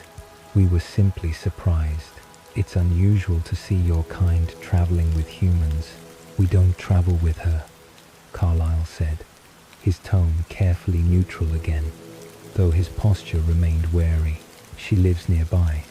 She's a friend. A friend, James repeated, and something about the way he said it made Bella's blood run cold. How fascinating. Victoria touched James's arm, a gentle gesture, But Bella saw the calculation in her eyes. She was assessing, evaluating, reading the Cullens' defensive posture, and drawing conclusions. "We should go," Victoria said, her voice surprisingly soft.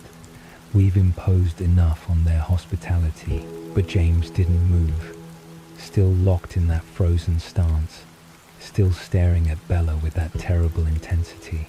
She could feel Edward's body trembling in front of her, could sense how close he was to launching himself at the other vampire. Laurent stepped forward, positioning himself deliberately between James and the Cullens. "We truly meant no offense," he said. His diplomatic tone returned. "Perhaps we could meet again under better circumstances. We'll be in the area for a while, and it would be good to know more about the region." "Of course," Carlyle said, though his tone suggested this was more protocol than genuine invitation. "You're welcome to visit our home. We can discuss boundaries, hunting territories. That would be most helpful," Laurent said. He glanced back at James and Victoria. "Come, let's leave our new friends to their evening." For another long moment, James didn't move. Then, finally, he straightened from his crouch, though his eyes never left Bella. The smile that crossed his face was nothing like the empty friendliness from before. This smile held promise, held anticipation, held something that looked like joy at finding a new and interesting challenge. "Until we meet again," he said, and though he was speaking to the Cullens, Bella knew the words were meant for her. Then the three nomads were gone, disappearing into the forest with that same fluid grace they'd arrived with, swallowed by the darkness and rain as if they'd never been there at all. But their presence lingered, the threat of them hanging in the air, like the smell of ozone after lightning. Edward hadn't moved, still crouched protectively in front of Bella, still trembling with barely suppressed violence. Bella tentatively touched his shoulder, and he flinched at the contact before turning to look at her, his eyes wild and afraid in a way she'd never seen. "We need to go," Carlyle said quietly. Now, before they reconsider, the Cullens moved as one. Their earlier joy completely vanished, replaced by military efficiency. Alice and Jasper moved to flank Bella, creating a protective corridor. Emmett and Rosalie took point, heading toward the jeep. Carlyle and Esme brought up the rear, their eyes constantly scanning the forest around them. Edward lifted Bella without ceremony, cradling her against his chest as he moved toward the vehicle. She could feel his heart, silent and still in his chest, could feel the stone-like quality of his muscles locked with tension. "What was that?" she asked, though she already knew the answer terrified her. "A hunter," Edward said, his voice raw. "James is a tracker, a hunter, and your scent called to him." They reached the jeep, and Edward placed her inside with a gentleness that contrasted sharply with the urgency of the moment. The others piled in around her, their movements controlled but obviously rushed. Emmett started the engine, and they were moving, the jeep tearing back down the muddy road at a speed that should have been impossible. But Bella barely noticed, her mind still locked on that moment when the wind had shifted, when James's expression had transformed from casual interest to focused hunger. "He's going to come after me," she said quietly. Nobody answered, but the silence was answer enough. Edward pulled her close, his cold arms wrapping around her as if he could shield her through sheer will. "I won't let him touch you," he said fiercely. "I won't let any of them touch you." But Bella could hear the fear beneath the promise, could sense the terrible understanding that was settling over all of them. James was a tracker, a hunter, a vampire who pursued prey with single-minded determination, and now he had her scent, had locked onto her as his quarry. The baseball game seemed like it had happened years ago rather than minutes. That joy, that freedom, that moment of seeing the Cullens fully themselves, all of it was gone, replaced by the cold reality of what they were, what the world they inhabited really meant. Bella had chosen to walk into this world, had accepted the danger intellectually, but this was different. This was immediate and real. A predator who had chosen her specifically, who would hunt her with all the skill and persistence of a creature designed by nature to be the perfect killer. The storm raged on overhead, thunder echoing across the mountains, rain hammering against the Jeep's roof. But inside the vehicle, a different kind of storm was brewing, one that had nothing to do with weather and everything to do with the terrible calculus of predator and prey, of love and death, of the price that came with choosing to love a vampire. They drove through the darkness, heading back toward civilization, toward the illusion of safety. But Bella knew, with a certainty that settled in her bones like ice, that nothing would be safe again. Not until James was stopped, not until this was finished, one way or another. And in the forest behind them, somewhere in that darkness and rain, a hunter smiled and began to plan. The plan had been simple, or at least as simple as any plan could be when dealing with a vampire tracker who had locked onto your scent like a heat-seeking missile. Alice and Jasper would take Bella away from Forks, far from Charlie and the people she loved who could become collateral damage in James's hunt. Edward, Carlisle, and Emmett would lead James away, creating a false trail that would draw him in the opposite direction. Rosalie and Esme would stay with Charlie, protecting him without his knowledge, maintaining the illusion that everything was normal. It should have worked. Alice's visions had shown them paths forward where Bella remained safe, where James followed the false trail and eventually gave up or was destroyed. But James was older than they'd anticipated, more cunning, more patient. He knew how to hide his intentions, how to keep his plans fluid enough that Alice's visions couldn't lock onto them. They'd driven through the night after the baseball game, leaving Forks behind in a carefully orchestrated exit. Edward had staged a fight with her in front of Charlie, his voice harsh and cold in a way that had hurt even though Bella knew it was performance. He'd been cruel, deliberately so, saying things designed to make Charlie believe their relationship was ending badly. Then Alice and Jasper had swept her away in the Mercedes, heading south while Edward and the others created diversions heading north and east. But somewhere along the way, James had stopped following Edward's trail. They'd ended up in Phoenix, holed up in a hotel room with blackout curtains and multiple locks on the door. Though Bella knew the locks were meaningless against creatures who could tear through walls if they chose, Alice spent hours in a trance-like state, watching possible futures unfold and collapse, trying to track James's movements through the shifting landscape of potential decisions. Jasper maintained a constant low-level calm in the room, using his empathic abilities to keep Bella from spiraling into full panic. Edward called constantly, his voice tight with barely controlled terror every time he spoke to her. He was in Vancouver, following leads that kept evaporating, growing increasingly frantic as day after day passed with no sign of James. On the third day in Phoenix, Bella's phone rang with a number she didn't recognize. She almost didn't answer it, but something made her thumb the accept button. "Hello, Bella."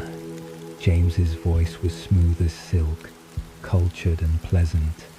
"I hope I'm not calling at a bad time." Bella's blood turned to ice.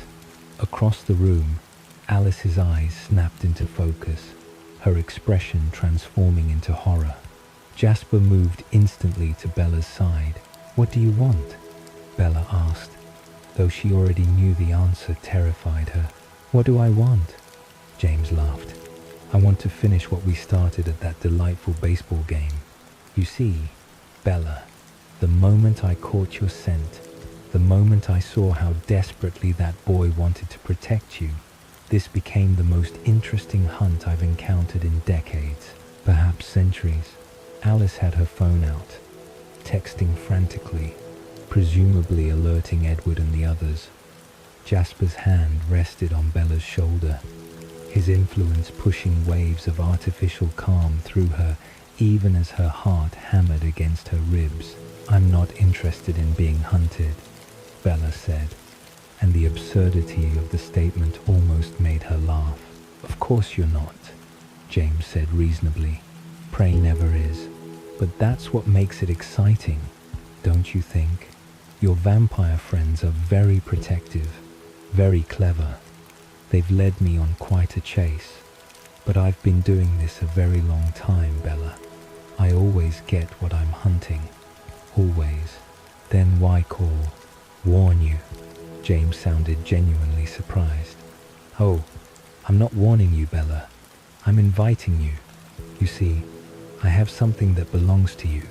Or rather, someone." There was a rustling sound, and then Bella heard a voice that made her entire world tilt sickeningly. "Bella, Bella, honey, where are you? I'm so worried. This man says you're in trouble, that you need help." "Mom," Bella breathed, the word barely more than a whisper. Renee's voice continued, rambling and confused, talking about getting a call about Bella being hurt, about coming to the airport, about some man meeting her. She sounded scared but trying to hide it, trying to be brave, and every word was a knife in Bella's chest. "You see," James said, "I've been very busy while your friends were chasing shadows. It wasn't hard to find out about your mother, about where she lives, and it was even easier to lure her out. She's very trusting, your mother, very eager to help when she thinks her daughter is in danger." "Let her go," Bella said, her voice breaking.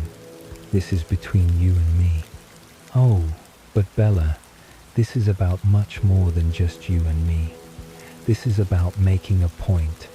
Your Edward and his family think they can protect you, think they can interfere with the natural order of things. I'm going to show them how wrong they are." Alice was pulling at Bella's arm, trying to get her to hand over the phone, but Bella jerked away, her entire focus on James's voice. "What do you want me to do?" There it is, the right question. It's very simple, really. You come to me, alone. You come right now, and you don't tell your babysitters where you're going. If you do, if I see any vampires other than you, well, your mother is very fragile, Bella. So very breakable. Do you understand? "Yes," Bella whispered. "Good. Do you remember your old ballet studio? The one you went to as a child?" The question was so unexpected that Bella almost didn't process it. The ballet studio. She hadn't thought about that place in years. A small studio in a strip mall, with mirrors along one wall, and a bar she'd clung to during awkward childhood lessons she'd never been good at. "I remember, that's where we are. Your mother and I. We're waiting for you. Come alone, Bella. Come now. And maybe, if you're very good, I'll let her go before I kill you." The line went dead. Bella stood frozen, the phone still pressed to her ear, her mind racing through impossible calculations. Alice was beside her instantly, her small hands gripping Bella's arms. "Don't," Alice said, her voice fierce. "Bella, don't even think about it. It's a trap. He has my mother." Jasper had his phone out, already calling Edward. Bella could hear Edward's response even from across the room, a sound of pure anguish. "We're coming," Alice was saying. "Edward and the others are coming. They'll be here in a few hours. We'll figure this out. We'll save your mother, but you cannot go to him alone. But Bella was already calculating the terrible arithmetic. A few hours. James had said to come now. How long would he wait? And what would he do to Renee while he waited?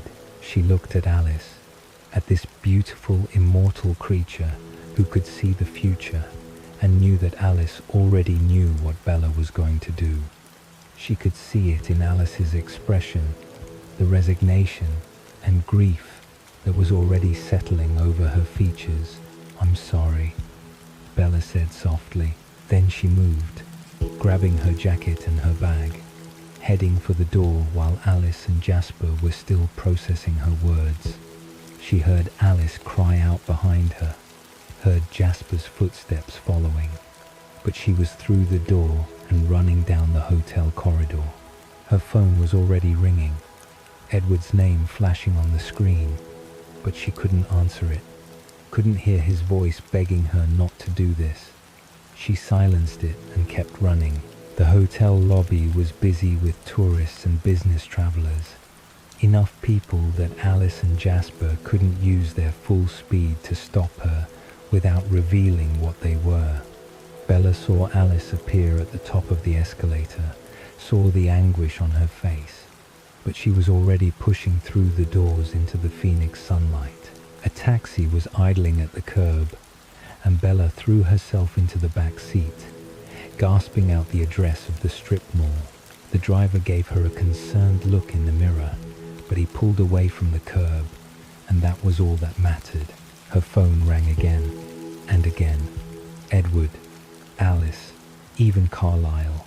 She let it ring, unable to answer, unable to explain what she was doing, because she knew they'd find a way to stop her. She'd known from the moment she'd fallen in love with Edward that it might come to this.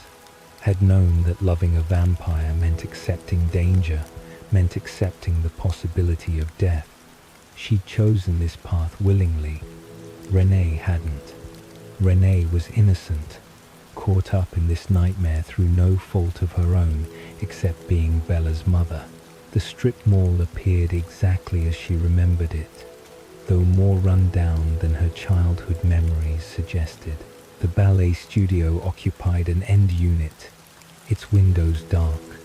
The small sign over the door faded and weathered. Bella paid the taxi driver with shaking hands, overpaying significantly. He tried to give her change, but she was already out of the car, already walking toward the studio entrance. The door was unlocked. Of course it was. James was expecting her. Bella pushed it open and stepped inside, and the smell hit her immediately. Dust and old wood and something metallic that made her stomach turn. The mirrors along one wall reflected her own pale face back at her dozens of times, making her look like a ghost. The studio was exactly as she remembered it. The bar along the wall, the scuffed wooden floor, the high windows that let in dusty sunlight, and in the center of it all, James stood waiting, and beside him, a TV on a rolling cart showed a paused image of Renee's face. Bella's heart seemed to stop entirely, because she understood, in that moment, what she was seeing. The TV, the old home video paused on the screen, the way James stood alone in the empty studio. He didn't have Renee. He'd never had Renee. "That's the problem with young love," James said, his voice conversational. "It makes you so very predictable. I told Victoria you'd come alone if you thought your mother was in danger.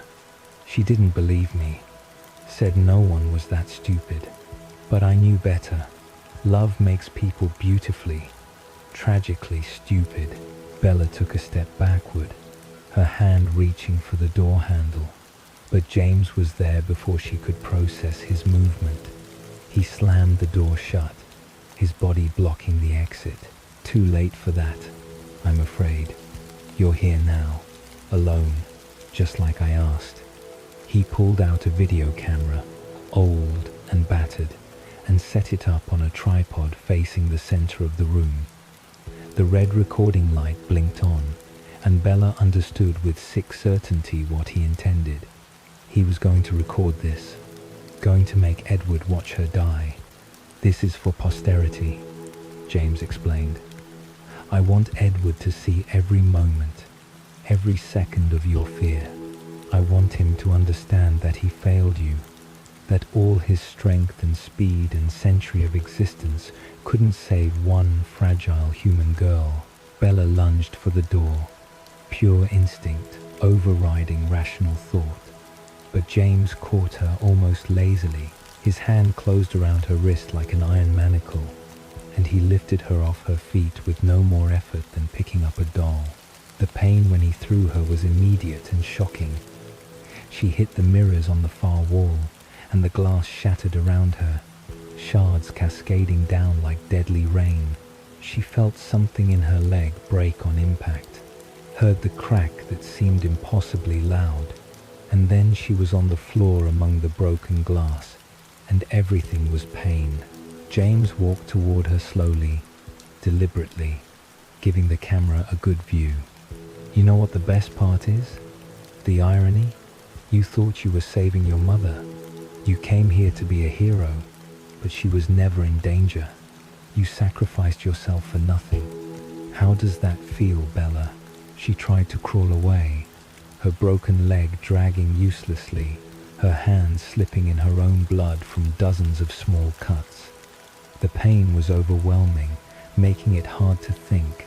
James followed her casually, letting her struggle. When he grew bored, he reached down and grabbed her hair, lifting her head so she had to look at the camera. "See this, Edward? This is what happens. This is what you get for trying to keep human pets. They break so easily." Then he slammed her head down, and the world exploded in white light and pain. Bella felt blood running down her face, warm and wet, felt the room spinning. She could hear James still talking, explaining something about the hunt, about the challenge. She tried to move, tried to get up, but her body wouldn't obey anymore. Everything hurt, and she could feel herself slipping away, consciousness trying to flee from the pain. James was close now. She felt his hand on her arm, felt him lift her wrist to his face. "Such sweet blood," he murmured. "I've been very patient, Bella, very restrained, but I think it's time for a taste, don't you?" She felt his teeth against her skin, felt the moment they broke through, and the pain was different from everything else. Not sharp like the glass, or blunt like the broken bones, but burning, spreading up her arm like liquid fire. James drank deeply, and Bella felt herself getting weaker, felt her life draining away. But then he pulled back. "I don't want to kill you too quickly. That would spoil the ending." He bit her again, in the hand this time, and Bella felt more of that burning venom enter her bloodstream. She understood dimly what he was doing. He wasn't just killing her. He was transforming her, slowly, painfully, letting the venom spread while he waited for Edward to arrive. But James had miscalculated, because suddenly there was a sound like an explosion, and the door to the ballet studio disintegrated in a shower of splinters. Edward came through that door like vengeance incarnate. His face transformed into something terrible and beautiful and completely inhuman. His eyes were black with rage, his lips pulled back from his teeth in a snarl that made James's earlier threats seem gentle. Behind him, Carlyle, Emmett, and Alice poured into the studio, moving with such speed that they seemed to blur. But Edward reached James first, hitting him with such force that both of them went through the wall into the adjacent empty unit. Bella tried to focus, tried to see what was happening, but her vision was darkening. She felt hands on her, gentle and cold, and heard Carlyle's voice speaking urgently. "Her leg is broken. Severe head trauma, multiple lacerations, and she's been bitten twice. The venom is spreading. Alice was there too, her cold hands cradling Bella's face, and Bella could see tears on those marble cheeks. "I'm sorry," Alice was whispering. "I'm so sorry. I should have seen this, should have stopped you." From the next room came the sounds of violence, of bodies hitting surfaces hard enough to break them, and then Edward was back, his clothes torn and bloody, his face still terrible with rage, but transforming into fear when he saw Bella. He fell to his knees beside her, his hands hovering over her body as if he was afraid to touch her. "Bella," he said, and his voice broke on her name. "Stay with me." The burning in her hand was spreading, climbing up her arm, and she could feel her heartbeat accelerating. This was transformation. 3 days of fire. "Edward," Carlyle said urgently, "the venom, you have to suck it out. Now, before it spreads too far." Edward's face went through a series of expressions, understanding and horror and determination. He lifted Bella's hand, the one James had bitten, and she saw the wound there. "I can't," Edward whispered. "Her blood. I won't be able to stop." "You have to," Carlyle said. "If you don't, she'll transform.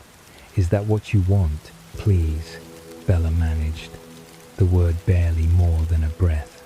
"Please, Edward." Edward bent over her hand, his lips touching the wound, and then he was drinking, pulling the venom out, and the pain somehow got worse before it started to get better. Bella felt her consciousness slipping away entirely, the agony too much to bear. The last thing she heard before the darkness claimed her was Alice's voice, small and broken. "The vision is changing. I can see her future again. Edward, she's going to live." Then there was nothing but darkness and pain, and Bella let herself fall into it. Somewhere in the distance, she heard more violence, heard the whoosh of flames catching, smelled burning that wasn't the venom in her veins, but something external. James was dying, being torn apart and burned as vampires had to be to truly die. But Bella barely registered it, too far gone to care about revenge or justice. Edward's face appeared above her, swimming in and out of focus, his expression agonized. She tried to tell him it was okay, that she'd chosen this, that she didn't regret loving him, but the words wouldn't come. The last coherent thought she had before consciousness left entirely was gratitude. Gratitude that her mother was safe, that Renee had never been in danger, had never known what almost happened. Then there was only darkness, deep and complete, and Bella fell into it like falling into water, letting it close over her head and pull her down into oblivion. Bella woke to the sterile smell of hospital and the soft beeping of machines monitoring her heartbeat. For a moment, she couldn't remember where she was or why every part of her body ached with a deep, throbbing pain. Then it came back in fragments, like pieces of a shattered mirror reassembling themselves. James, the ballet studio, the trap, the pain. Her eyes opened slowly, adjusting to the fluorescent lights overhead. The ceiling tiles were white and water-stained, familiar in that universal hospital way. She tried to move and immediately regretted it. A gasp escaping her lips as pain shot through her leg and radiated up her side. "Don't move," a voice said softly, and she turned her head carefully to find Edward sitting beside her bed. He looked terrible, his face drawn with exhaustion, even though she knew vampires couldn't get tired. His eyes rimmed with something that looked like suffering. His clothes were different from what he'd been wearing in the ballet studio, clean and pressed, suggesting time had passed that she couldn't account for. How long? Bella asked, her voice coming out rough and cracked. 3 days, Edward said quietly. You've been drifting in and out. The doctors were worried about the head injury, the blood loss. Your mother's been here almost constantly. Mom, Bella breathed, and panic tried to rise through the fog of pain medication. Does she know? Does she understand what happened? Edward shook his head, and relief flooded through her. We told her you fell down 2 flights of stairs at the hotel and went through a window at the bottom. Alice and Jasper found you, called the ambulance. Your mother doesn't know anything about James, about what really happened. Bella closed her eyes, processing this. The cover story was elaborate, specific enough to explain her injuries, but mundane enough to be believable. Renee would accept it because the alternative was too impossible to consider. The door opened, and Renee swept in like a force of nature, her face lighting up when she saw Bella's open eyes. Behind her, a doctor followed, a middle-aged woman with kind eyes and efficient movements. "Oh, baby," Renee said, rushing to the other side of the bed and taking Bella's hand carefully, as if she might break with too firm a touch. "You're awake, really awake this time. The doctors said you kept coming around, but not staying conscious for long." "I'm okay, Mom," Bella managed, though the words felt like a lie. She wasn't okay. She was broken and bandaged and full of pain, but she was alive, and that had to count for something. The doctor checked her vitals, shining lights in Bella's eyes and asking questions about her pain levels and whether she remembered what happened. Bella stuck to the story Edward had mentioned, describing a fall she couldn't actually remember, stairs she'd never descended, a window she'd never broken. The lies came easier than they should have. "You're very lucky," the doctor said, making notes on her chart. "The head injury was our biggest concern, but the swelling is going down nicely. Your leg will heal, though you'll need physical therapy. The lacerations were numerous, but mostly superficial. You'll have some scarring, but nothing too severe." "When can she go home?" Renee asked, her hand still holding Bella's carefully. "A few more days, at least. We want to monitor the concussion, make sure there are no complications, but barring any setbacks, she should make a full recovery." After the doctor left, Renee fussed over Bella, adjusting pillows and blankets, talking rapidly about how scared she'd been, how she'd flown up immediately when she got the call, how Phil wanted to come, but couldn't leave his team during playoffs. Bella let the words wash over her, grateful for her mother's presence, even as guilt gnawed at her for the deception. Eventually, Renee was convinced to go get coffee, leaving Bella alone with Edward. The moment the door closed behind her, his careful composure cracked slightly. "I almost lost you," he said, his voice raw. "I came so close to being too late. If we'd been even minutes slower." "But you weren't," Bella interrupted. "You came. You saved me." Edward shook his head, his expression agonized. "I had to drink your blood, Bella. Had to taste what I'd spent months resisting. And for a moment, I didn't want to stop. For one terrible moment, the monster in me wanted to drain you dry. But you did stop," Bella said firmly. "You chose to stop. That's what matters." "Is it?" Edward looked at her with eyes that held decades of self-loathing. "I put you in danger by being in your life. James only targeted you because of me, because he saw how much I cared about you. This is my fault." Bella tried to sit up, ignoring the pain that lanced through her. "No," she said fiercely. "This is James's fault. He was a monster, Edward. A real one.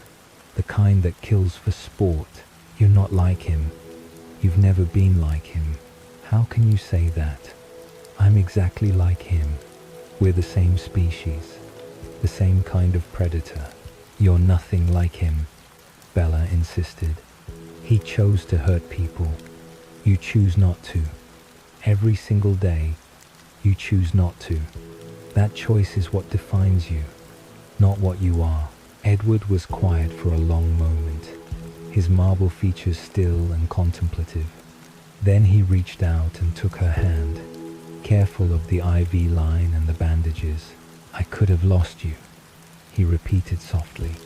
When I saw you in that studio, broken and bleeding, the venom spreading through your system, I thought I'd failed you completely, thought I'd let the worst thing happen.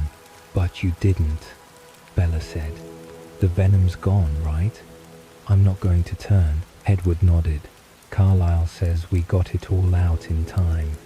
You'll heal as a human. You'll be safe. The way he said it made something in Bella's chest tighten. Safe. As if that was the end goal. As if being human and safe was what she should want.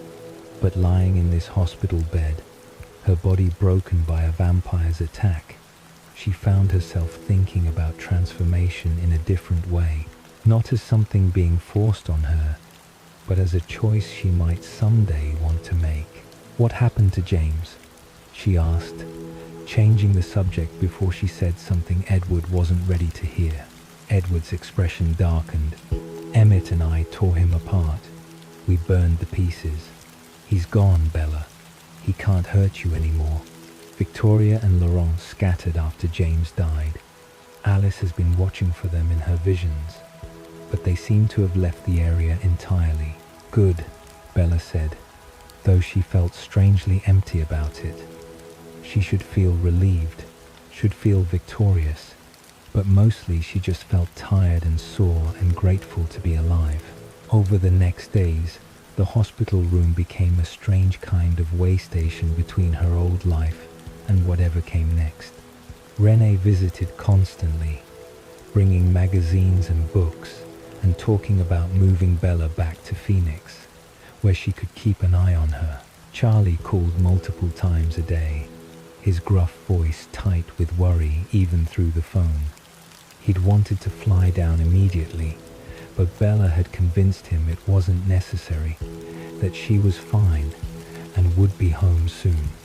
The Cullens visited in shifts, never more than 2 at a time to avoid overwhelming the staff with their collective strangeness.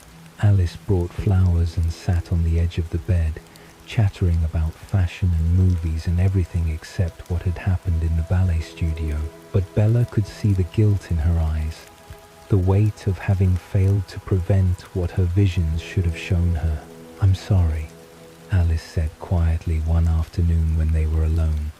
I should have seen what James was planning, should have stopped you from leaving the hotel.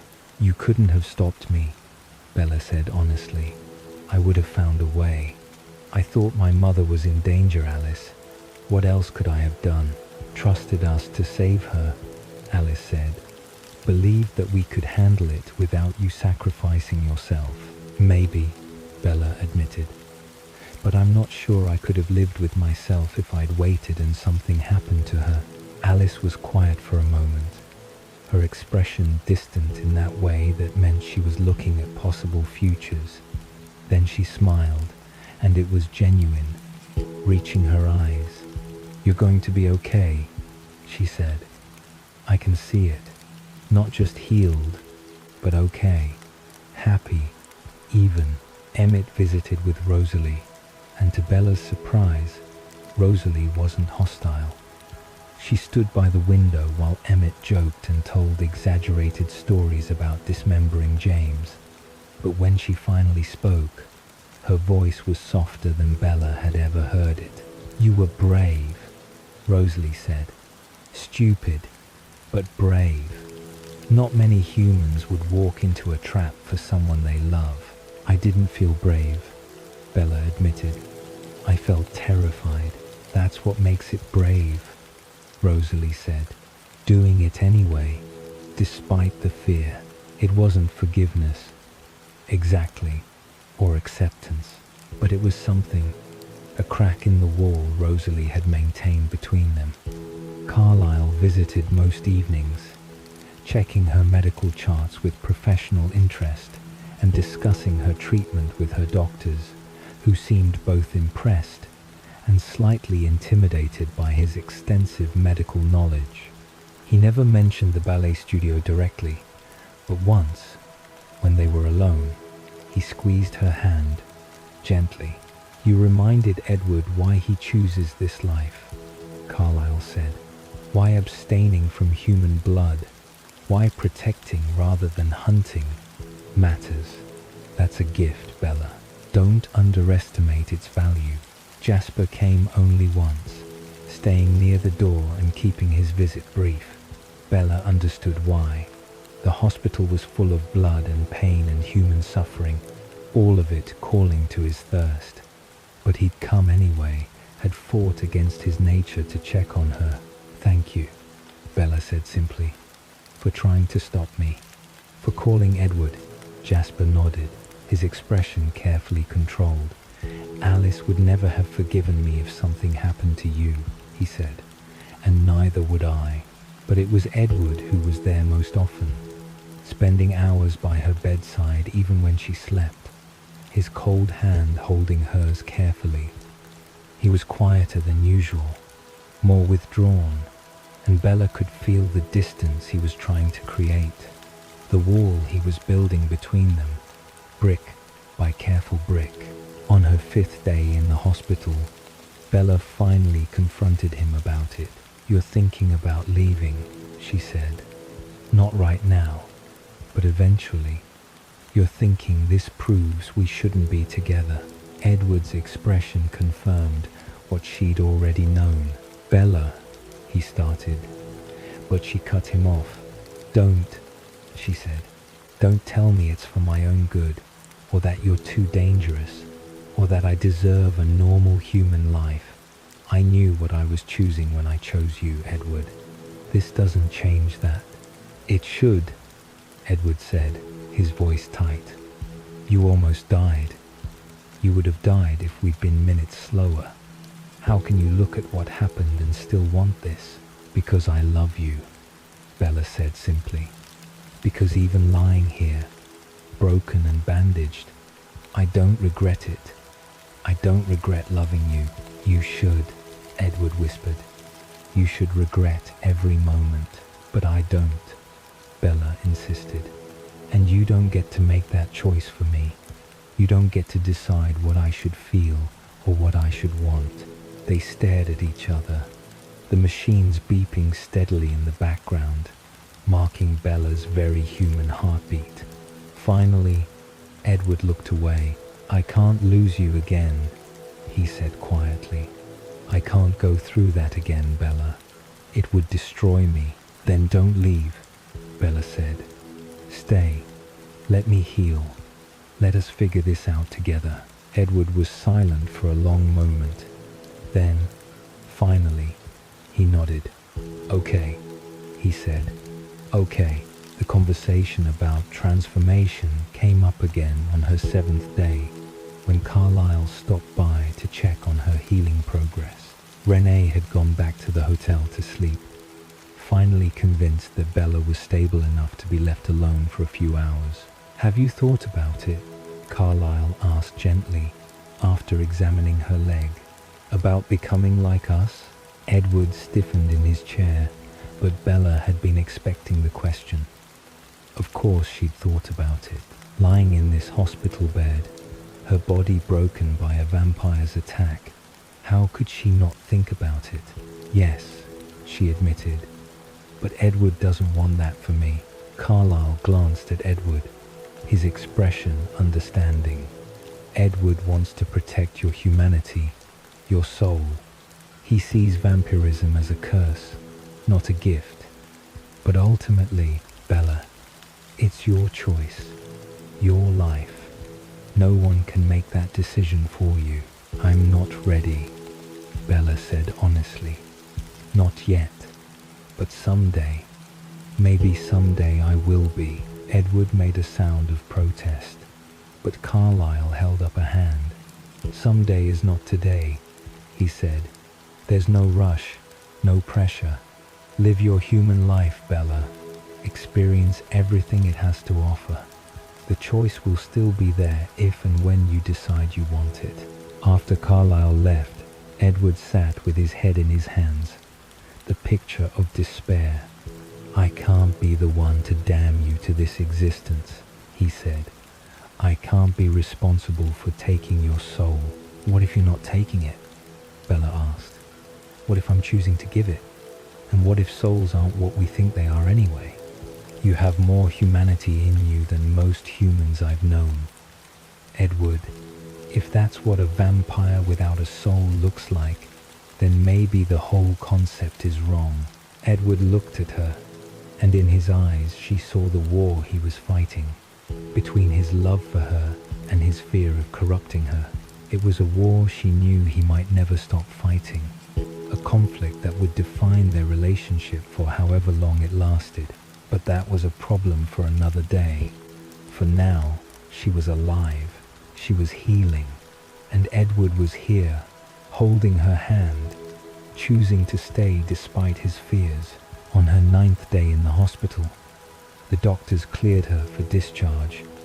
The cast on her leg would stay for weeks, and she'd need crutches for a while after that. Physical therapy would be mandatory. The scars from the glass cuts would fade, but never entirely disappear.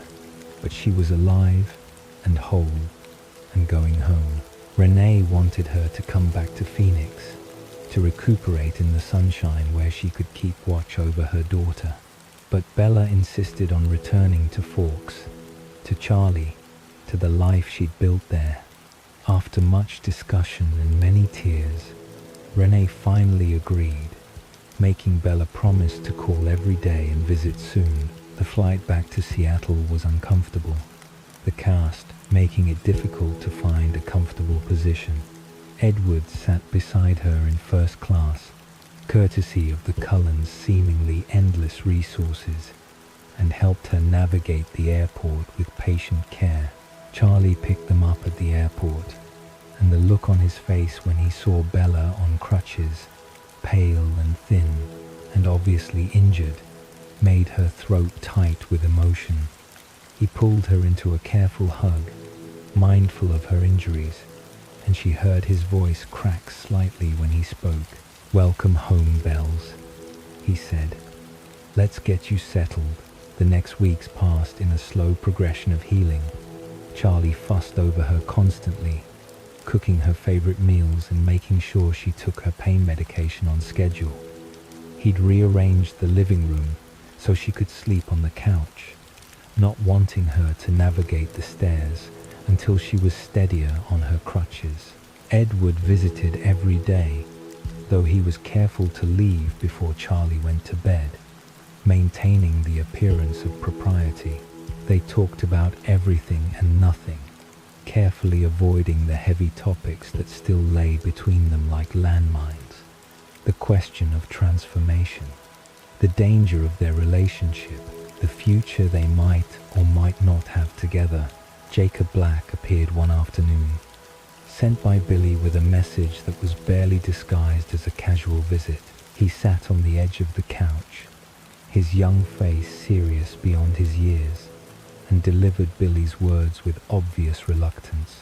"My dad wanted me to tell you that you should be careful," Jacob said, not meeting Edward's eyes, "that there are things in Forks that aren't safe, that maybe you should stay away from certain people. Tell Billy thank you for his concern," Edward said, his voice carefully neutral. "And tell him the treaty remains unbroken." Jacob nodded, relieved to have delivered his message and be done with it. Then he looked at Bella, his expression softening. "I'm glad you're okay," he said. "When I heard you'd been in an accident, I was worried." "Thanks, Jake," Bella said, touched by his concern. "I'm healing up fine." After Jacob left, Edward was quiet for a long time. The treaty he'd mentioned was something Bella knew only vaguely about. an agreement between the Cullens and the Quilio tribe that went back decades. Another complication in an already complicated situation. Physical therapy was grueling, forcing Bella to work her injured leg through exercises that left her exhausted and aching. But slowly, steadily, she grew stronger.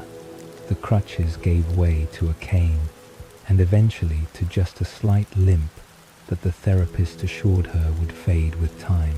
Alice visited often, bringing homework from school and gossip about the other students.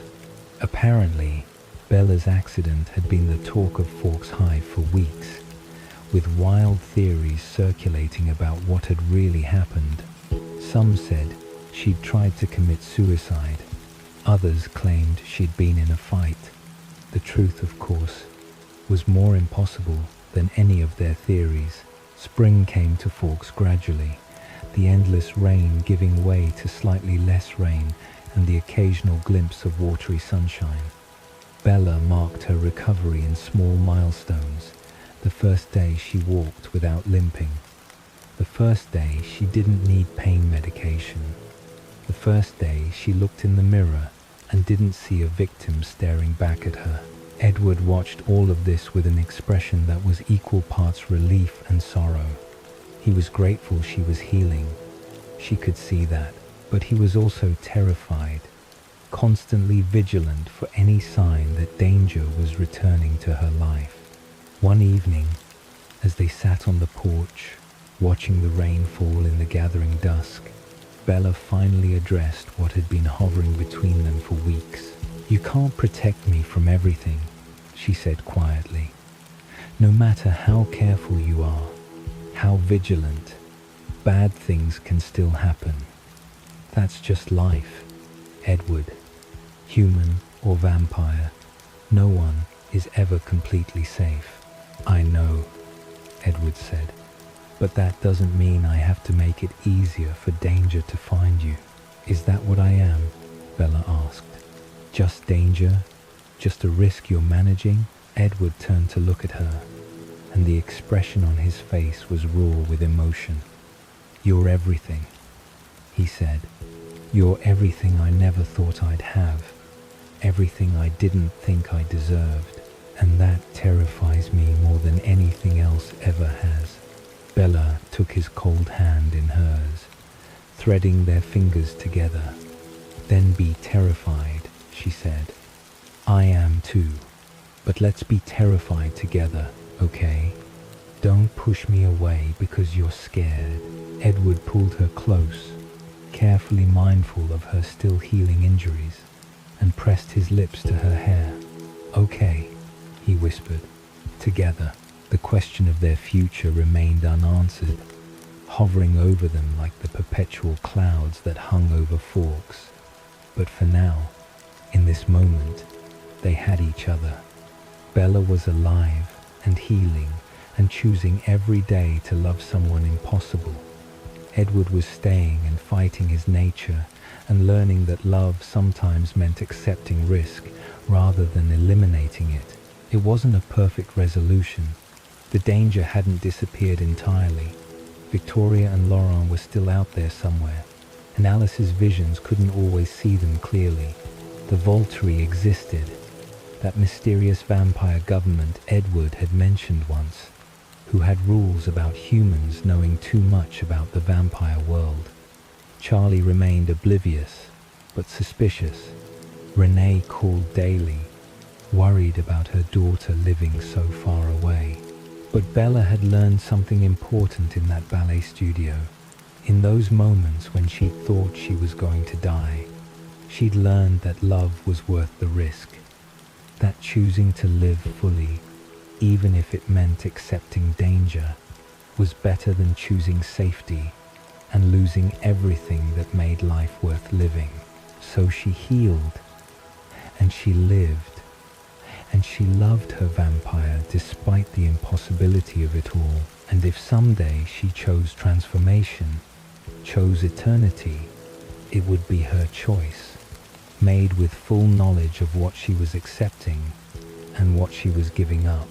For now, though, She was content to be human and alive, and sitting on her porch with Edward in the rain, watching the twilight deepen over Forks, suspended between one world and another, between mortality and immortality, between the life she'd known and the life she might someday choose.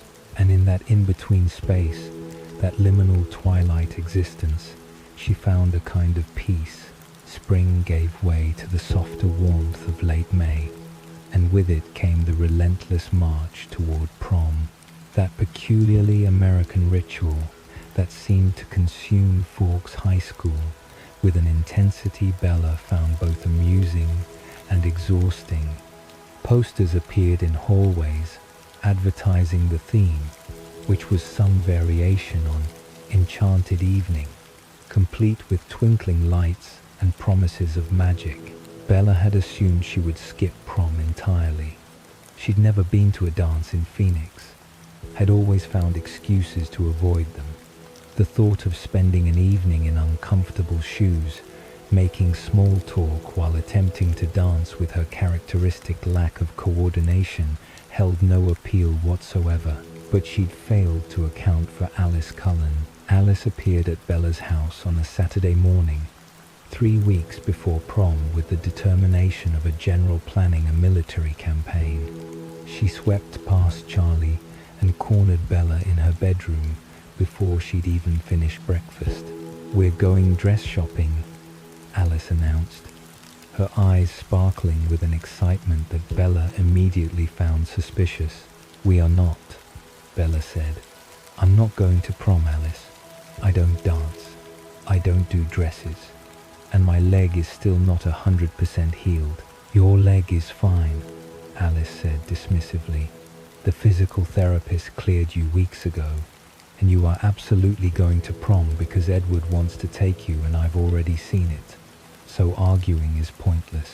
There was something particularly futile about arguing with someone who could see the future.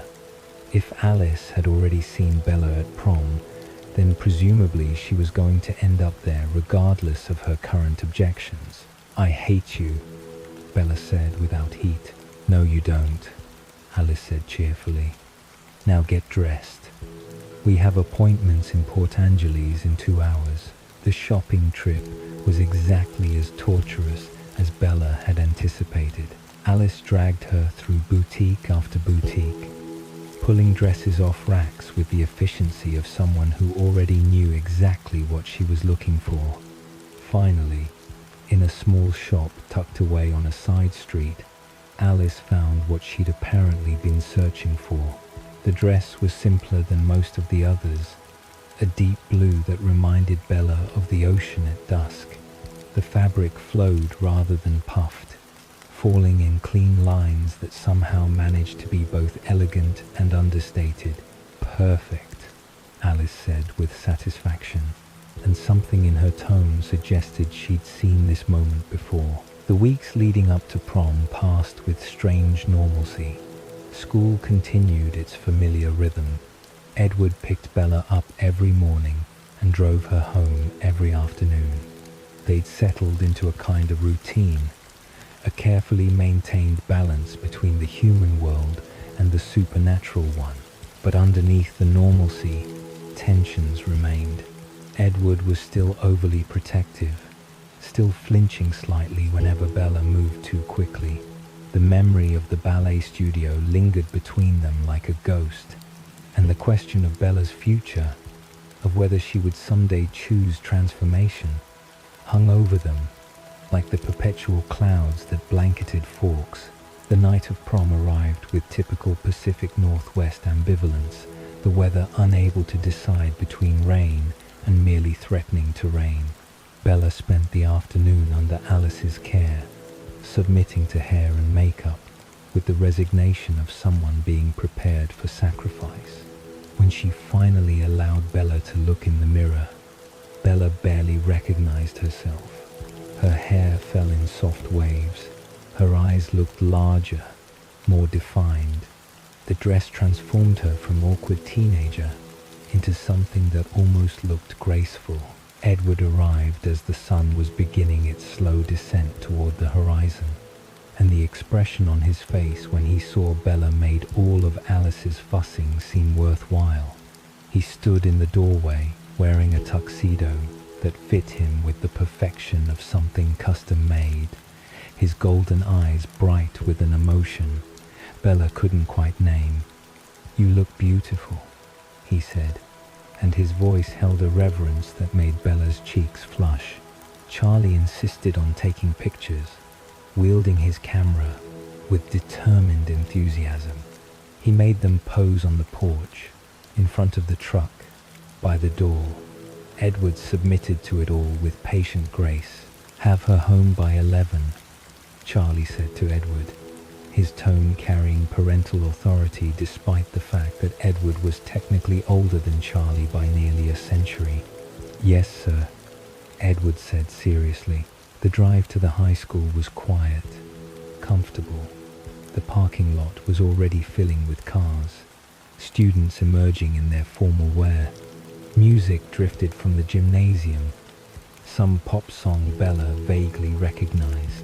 "I should warn you," Edward said as he helped her from the car. "Tyler Crowley has been telling everyone you're his prom date." Bella blinked. "What? Why would he think that?" "Apparently he asked you months ago, during one of your more distracted moments. You said something non-committal, which he took as agreement." "I don't even remember that." "I know. Don't worry. I'll handle it." Tyler spotted them immediately and approached with determined stride. He looked confused when he saw Edward beside Bella, his expression shifting from anticipation to disappointment to awkward understanding. "Oh," Tyler said. I asked you. I'm sorry," Bella said, genuinely apologetic. "There was a miscommunication. I'm here with Edward." Tyler glanced at Edward, and whatever he saw in Edward's polite but unwavering expression made him back down immediately. "Right," he said. "Sure, no problem." The gymnasium had been transformed as much as any high school gymnasium could be, which was to say it still looked fundamentally like a gym, but with significantly more glitter. Students crowded the dance floor. Teachers stood along the walls, chaperoning with expressions that ranged from amused to exhausted. Jessica and Mike were there, dancing with awkward enthusiasm. Angela and Ben swayed near the punch bowl.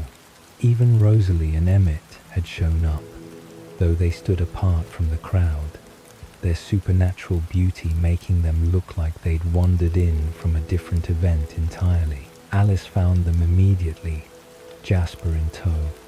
"You made it," Alice said unnecessarily. "Now dance."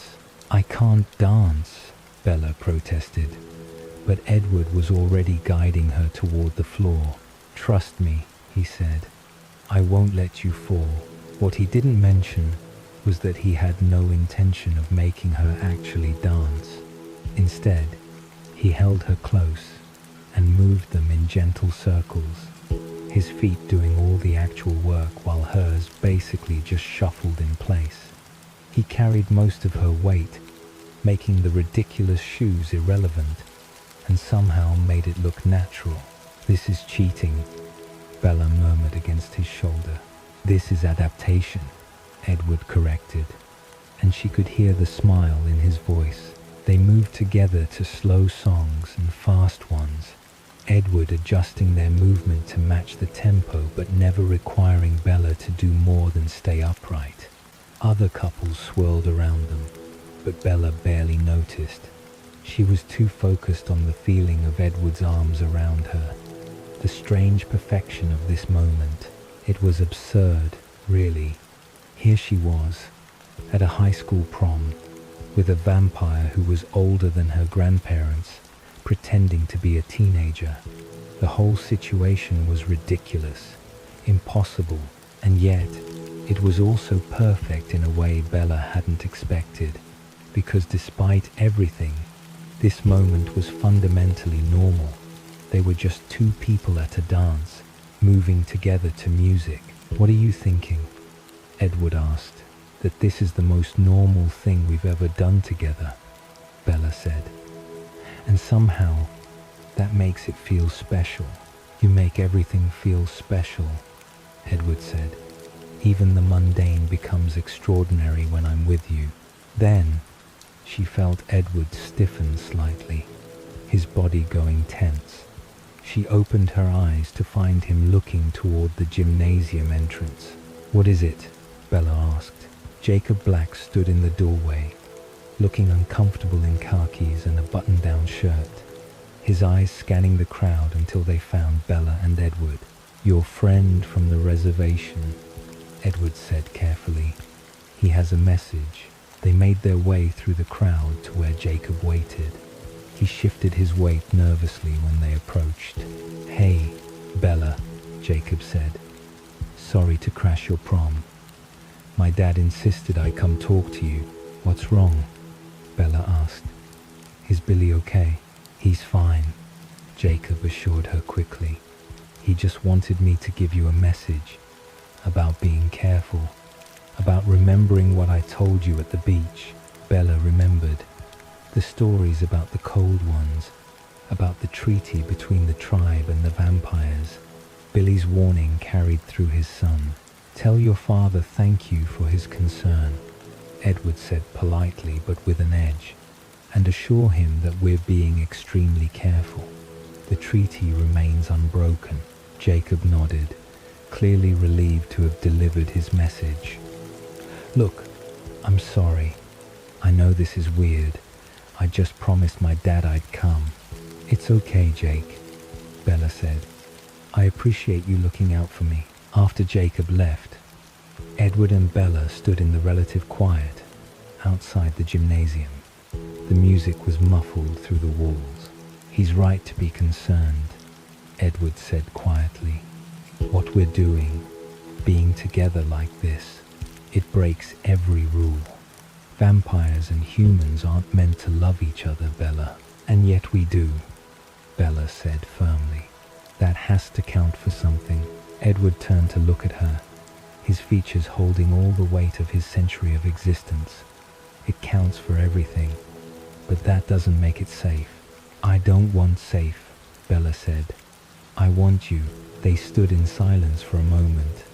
Then Edward took her hand and led her away from the building, toward the edge of the parking lot where the forest began. Where are we going? Somewhere we can talk. Really talk. They walked into the trees, far enough that the sounds of the prom faded.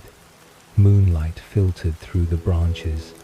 Edward turned to face her, his expression serious. We need to talk about your future, he said. About what you want, what you're willing to accept. Bella took a breath. Okay, let's talk about it. I want you to have a normal life, Edward said. I want you to go to college, have human experiences, grow old and have children and grandchildren. I want you to have everything that being with me would take away from you. But what if I don't want those things? Bella asked. What if what I want is to be with you, however that has to happen? Edward's expression twisted with something like pain. You say that now, but you're 17, Bella. You don't understand what you'd be giving up. Eternity is a very long time to regret a choice made too young. I know what I want, Bella insisted. I've known since the meadow, since you showed me what you really are. I'm not afraid of becoming like you. You should be, Edward said fiercely. You should be terrified of losing your humanity, your soul, everything that makes you you. What if I'm more afraid of losing you? Bella countered. What if the thought of growing old while you stay frozen at 17 terrifies me more than transformation ever could? Edward was quiet for a long moment. Finally, he spoke, his voice barely above a whisper. I can't be the one to damn you, Bella. I can't be responsible for taking your soul. Then I'll find someone else to do it, Bella said. Carlisle, maybe. Or Alice.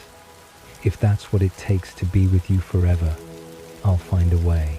Edward's eyes widened with genuine shock. You would do that? Go to someone else? Just to force my hand?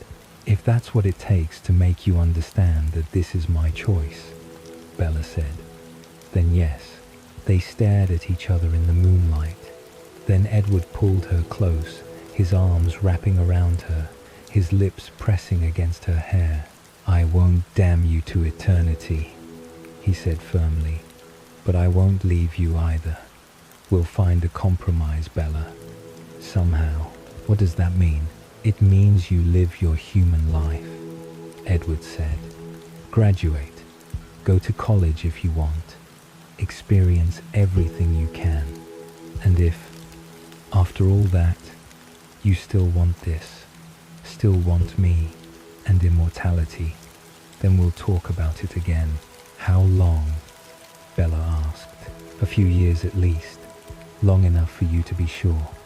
Long enough that you won't look back decades from now and regret what you gave up. Bella wanted to argue, wanted to insist that she was already sure, but she could see the desperation in Edward's eyes, the need to believe that he wasn't stealing her humanity, and she loved him enough to give him that. Okay, she said finally, a few years, but Edward, I'm not going to change my mind. Maybe not, but at least you'll have lived first. Really lived. As a human, they walked back to the gymnasium slowly. The dance was still going, music and laughter spilling out into the night. They rejoined it, moving back onto the floor, where Edward once again took most of Bella's weight and guided her through movements that looked like dancing. Alice caught Bella's eye from across the room and smiled, and Bella wondered what she'd seen in her visions, whether she'd witnessed this conversation, this compromise, this deferment of a decision that Bella had already made in her heart. The night wore on, songs blending together, the crowd gradually thinning. Finally, as the last song played and the decorations looked tired rather than magical, Edward and Bella made their way to the Volvo. The drive home was quiet, both of them processing the conversation in the forest, the compromise they'd reached. Edward walked her to the door, and they stood on the porch where they'd had so many conversations. Charlie was still awake, his light visible through the living room window. Thank you, Bella said, for tonight, for the compromise, for staying even though you're scared. Thank you for being patient with me, Edward replied, for giving me time to accept what I already know is inevitable, which is what? That I'm going to love you forever, Edward said, however long forever ends up being for us. He kissed her then, there in the moonlight, and it tasted like promise and compromise, and the twilight space between human and immortal. When he pulled away, his eyes were bright with emotion. Good night, Bella. Good night, Edward, she replied, and watched as he returned to his car. She went inside to find Charlie pretending to read the paper. He asked the obligatory questions about whether she'd had fun. Bella answered with the expected responses, maintaining the fiction of normalcy.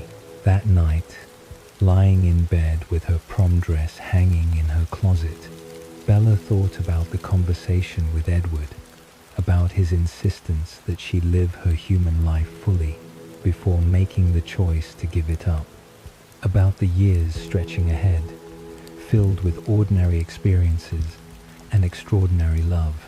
She understood what he was trying to do, but she also knew, with a certainty that lived in her bones, that no amount of human experience would change her mind.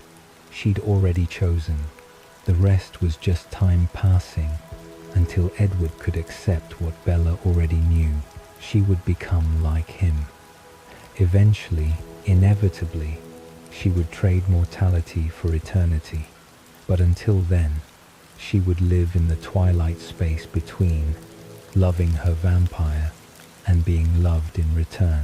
And if that meant waiting a few years, experiencing college and growing slightly older, and pretending she might change her mind, then she would do that. For Edward, for them, for the impossible love that had already changed everything. Outside her window, she knew Edward was watching, keeping his vigil. The thought brought comfort. She closed her eyes and let herself drift, secure in the knowledge that whatever came next, they would face it together. The prom dress hung in the darkness, a reminder of normalcy and magic, and the beautiful absurdity of loving someone impossible. And Bella smiled as sleep claimed her, content to exist in this in-between space, for as long as it took for their forever to truly begin.